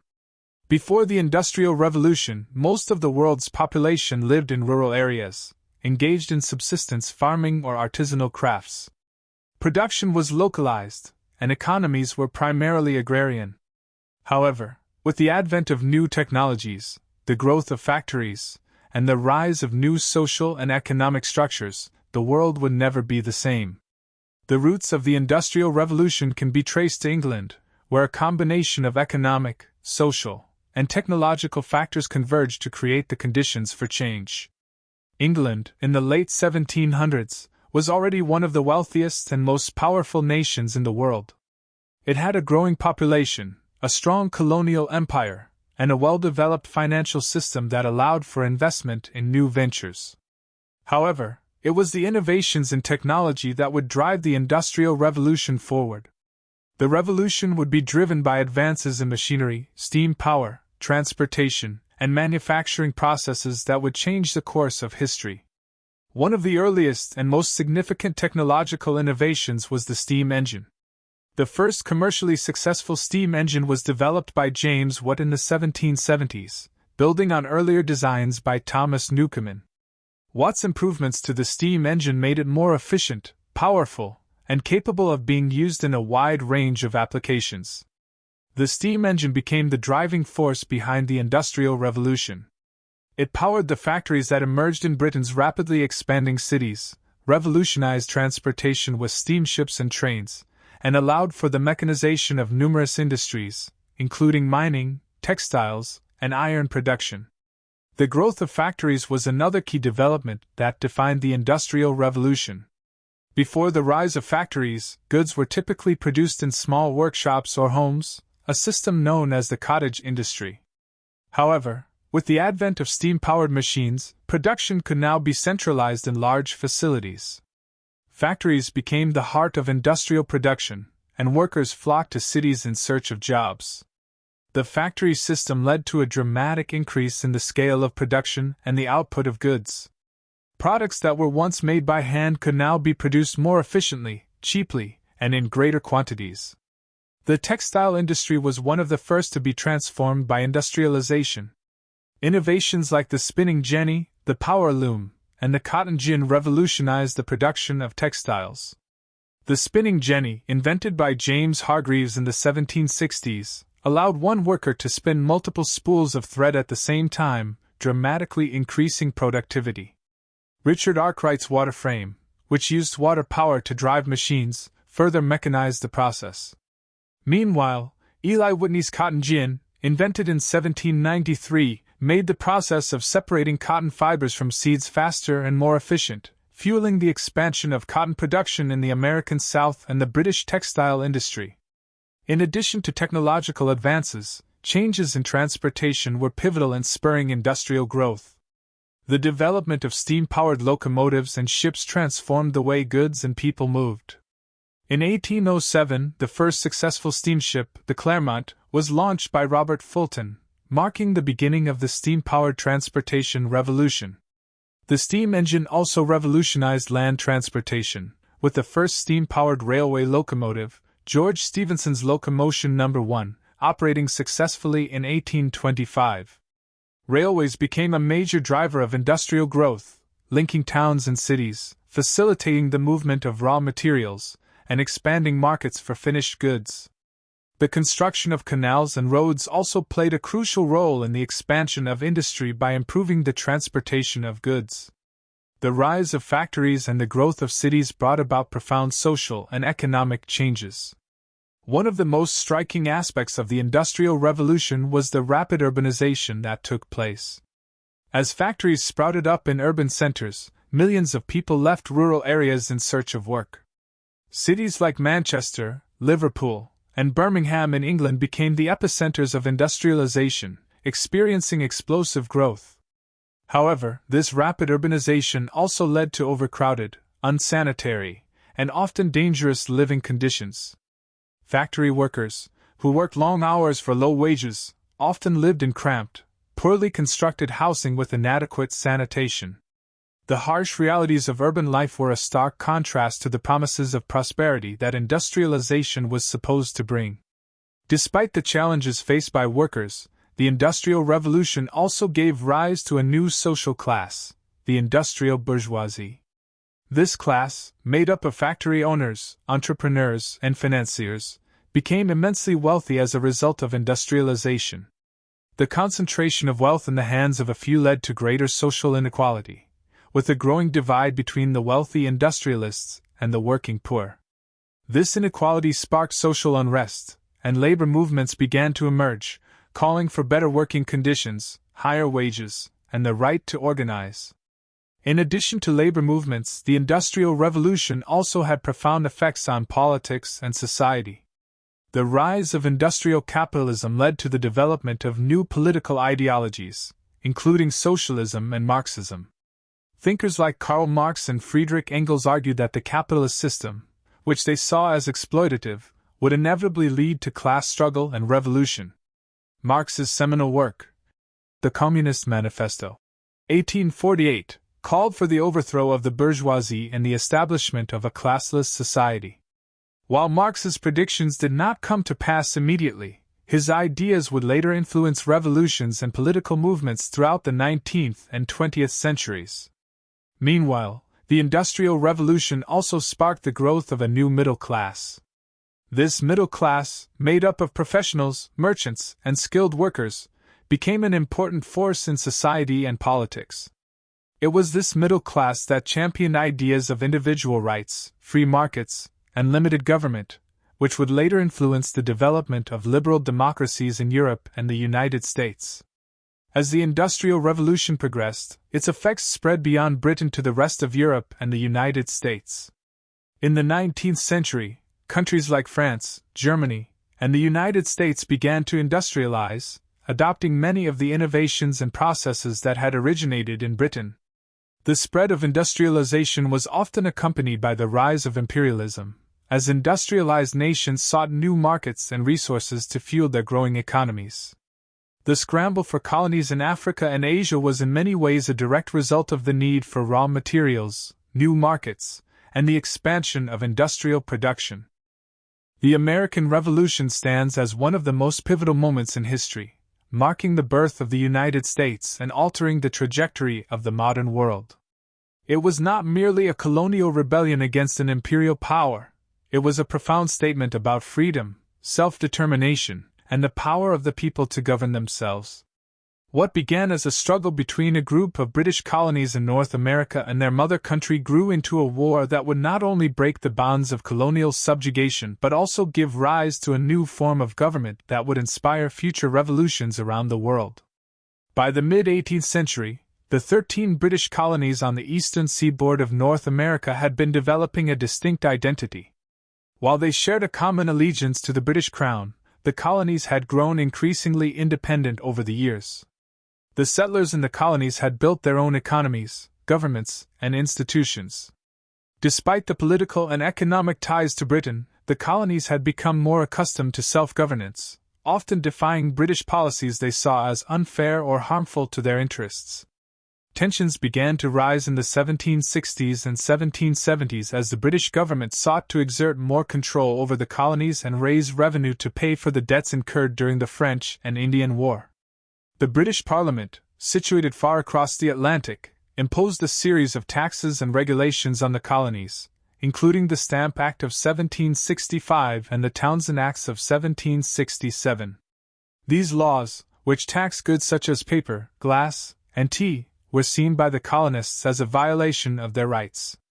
The colonies had no representation in the British Parliament, and they argued that taxation without representation was unjust. The colonists responded with growing resistance. Public outcry against British policies culminated in events such as the Boston Massacre of 1770, in which British soldiers killed 5 colonists during a confrontation, and the Boston Tea Party of 1773, when American colonists, disguised as Native Americans, dumped an entire shipment of British tea into Boston Harbor in protest of the Tea Act.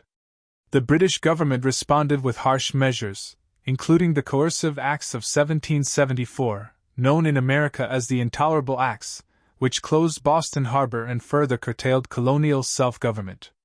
As tensions escalated, the colonies began to unite against a common foe. The First Continental Congress convened in 1774 to coordinate a response to British actions. Delegates from 12 of the 13 colonies met in Philadelphia to discuss the crisis and to draft a petition to the British Crown, seeking redress for their grievances. However, by this time, the mood in the colonies had shifted. There was a growing sense of unity and defiance, and the idea of complete independence from Britain began to gain traction. In April 1775, the first shots of the American Revolution were fired at Lexington and Concord in Massachusetts. British troops, sent to confiscate colonial weapons, were met with armed resistance from local militias. The skirmishes marked the beginning of open warfare between the British Army and the colonial forces. Over the next few years, the conflict would spread across the American colonies, with battles taking place from New England to the southern states. The Continental Army was formed in 1775, with George Washington appointed as its commander-in-chief. Washington, a veteran of the French and Indian War, proved to be a skilled and resilient leader. Despite the overwhelming military superiority of the British, the American forces had several advantages. They were fighting on their own soil, motivated by the cause of independence, and supported by a growing sense of patriotism and unity. Moreover, the colonists were able to secure vital assistance from France, who had its own reasons for wanting to weaken Britain.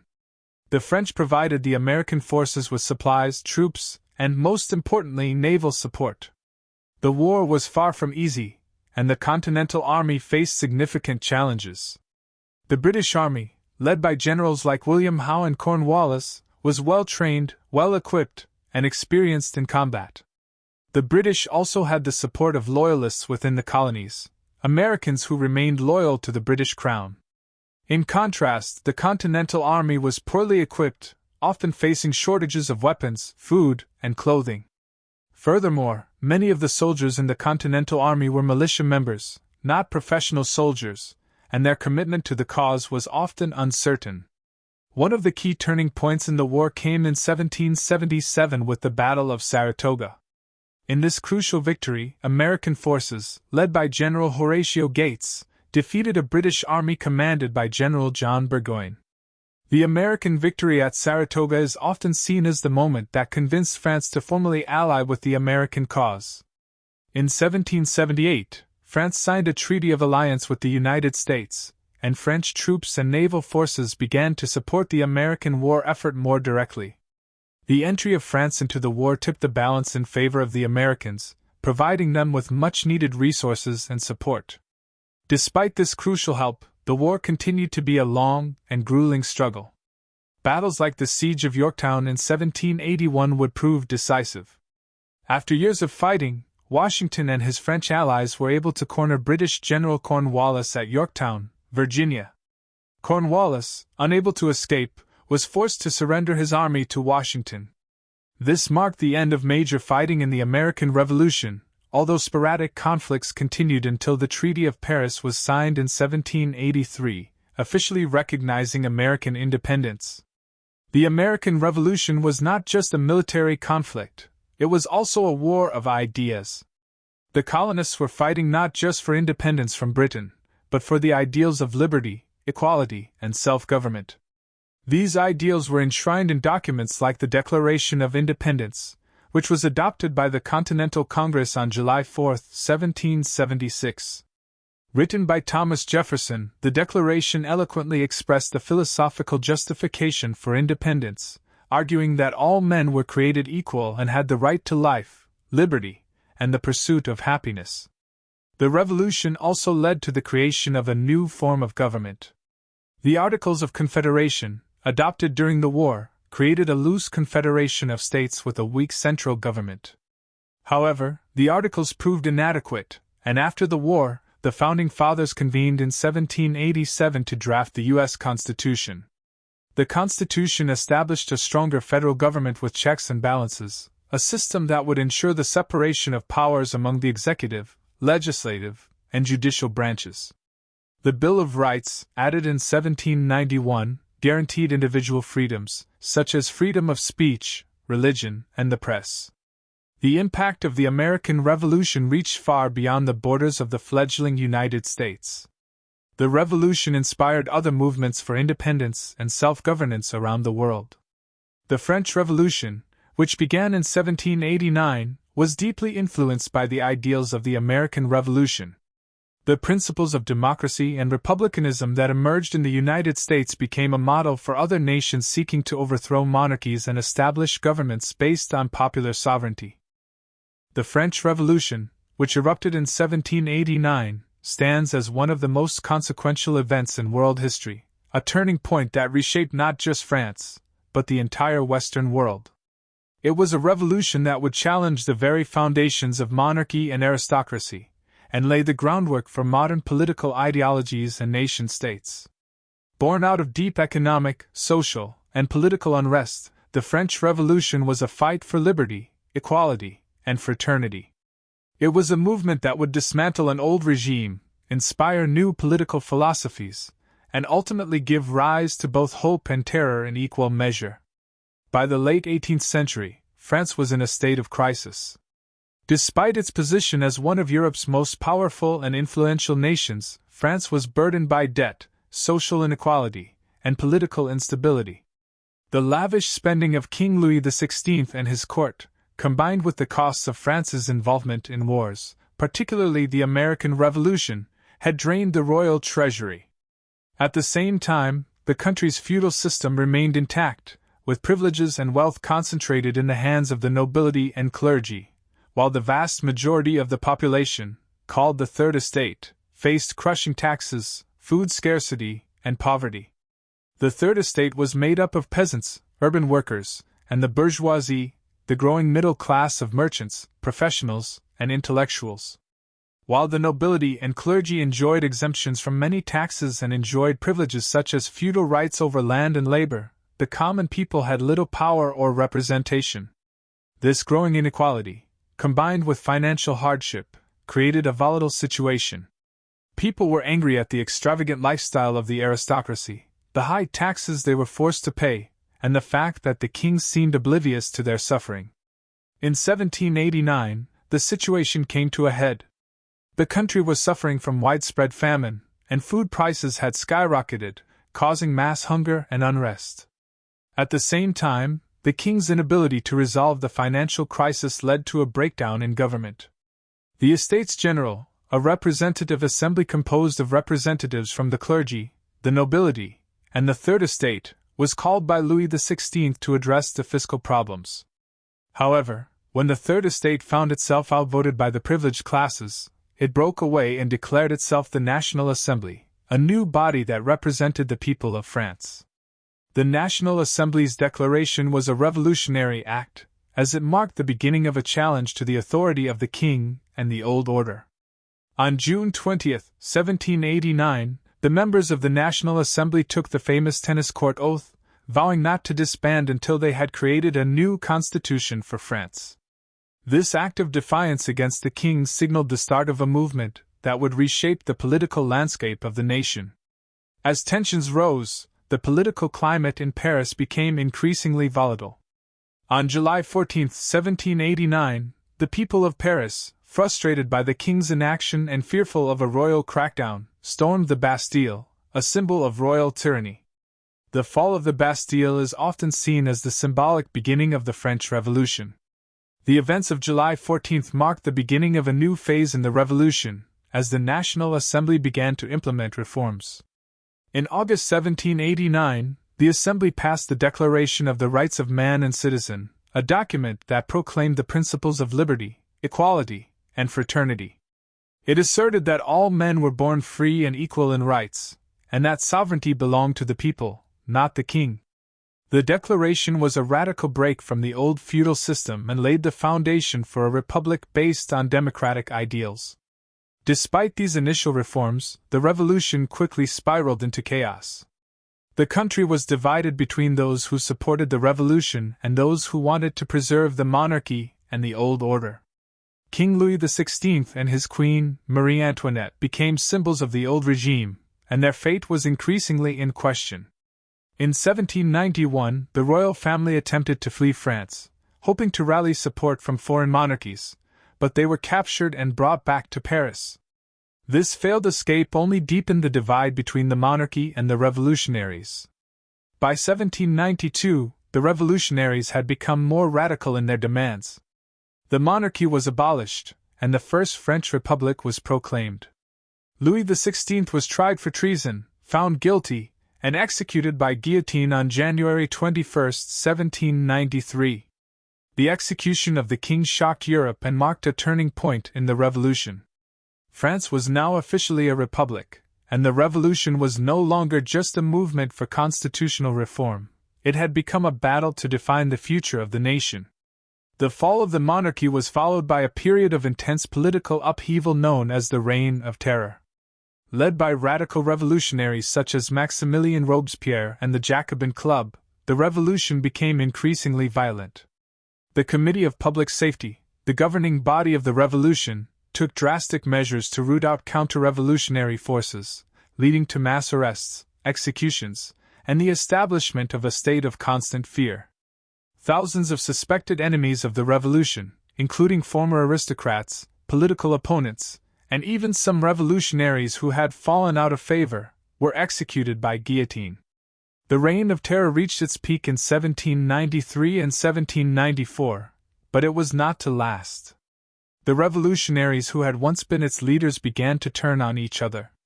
In July 1794, Robespierre himself was arrested and executed, bringing an end to the Terror.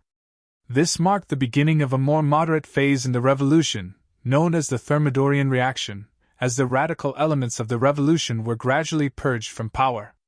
Following the Reign of Terror, France entered a period of instability. Political factions competed for control, and economic problems continued to plague the country. In 1799, the revolution took another dramatic turn when a military general named Napoleon Bonaparte seized power in a coup d'état. Napoleon's rise to power marked the end of the revolution in one sense, as the ideals of the revolution gave way to the authoritarian rule of Napoleon. However, the revolution's legacy would endure, as Napoleon would go on to spread the ideals of the revolution across Europe through his conquests, promoting nationalism, legal equality, and the abolition of feudal privileges. The French Revolution had profound consequences for France and the world.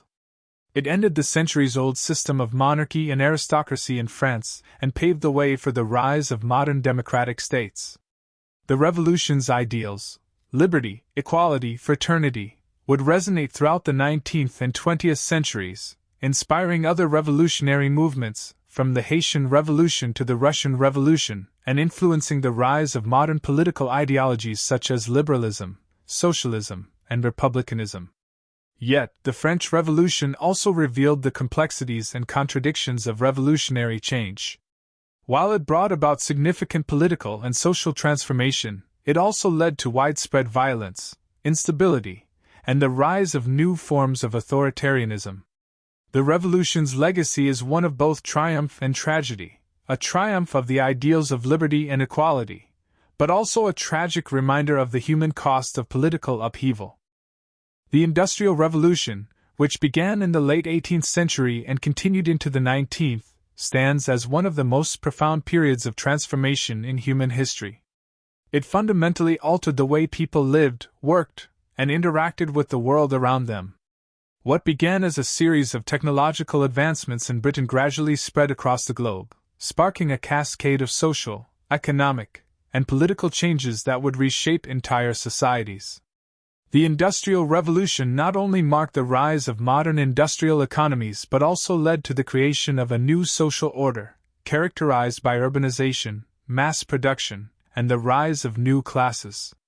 Before the Industrial Revolution, most people lived in rural areas, working as farmers or artisans, producing goods by hand or using simple tools. The economy was largely agrarian, and industrial production, when it existed, was small-scale and localized. For much of history, technology had progressed at a slow and steady pace. But the late 18th century saw a shift, a sudden acceleration in technological innovation that would dramatically change every facet of life. The origins of the Industrial Revolution can be traced to Britain, a nation that had experienced several key advantages that set the stage for this seismic shift. The British Empire, at the time, was vast, spanning the globe and providing access to raw materials from colonies in Africa, India, and the Americas. Britain had a relatively stable political system, a growing population, and a thriving capitalist economy. The country also had a well-established banking system, which provided the necessary capital for investment in new ventures. But perhaps most importantly, Britain was home to a series of key inventions and discoveries that would fuel the revolution. The first and most important invention to emerge was the steam engine. While the concept of steam power had been around for centuries, it was the work of inventors like Thomas Newcomen and James Watt that truly revolutionized its use. The steam engine, developed by Watt in the 1770s, was the catalyst for industrialization. It provided a reliable and efficient source of power that could be used to drive machines in factories, pump water from mines, and even power transportation, in the form of steamships and trains. The steam engine made possible the rise of factories, which could produce goods more efficiently than ever before. Along with the steam engine, A number of other key innovations emerged during this time. The spinning jenny, invented by James Hargreaves in 1764, revolutionized the textile industry by allowing workers to spin multiple spools of thread at once. This dramatically increased the speed of production and reduced the labor required to produce textiles. Similarly, the power loom, developed by Edmund Cartwright in 1785, mechanized the process of weaving, further increasing efficiency in the textile mills. These innovations, combined with improvements in iron and steel production, paved the way for mass production and the rise of the factory system. The factory system, which had emerged in the textile industry, spread to other industries, including coal mining, iron manufacturing, and even agriculture. In the past, much of production had been done in small workshops or homes, with workers producing goods by hand. But with the rise of machines and large-scale factories, production shifted to centralized locations, where workers operated machines in a systematic process. This shift to factory-based production had profound consequences for the workforce and society at large. The rapid expansion of industry and factories required a vast supply of labor. As a result, people began to leave rural areas and flock to cities in search of work. This process, known as urbanization, led to the rise of massive industrial cities, such as Manchester, Birmingham, and Liverpool in Britain, as well as similar cities across Europe and North America.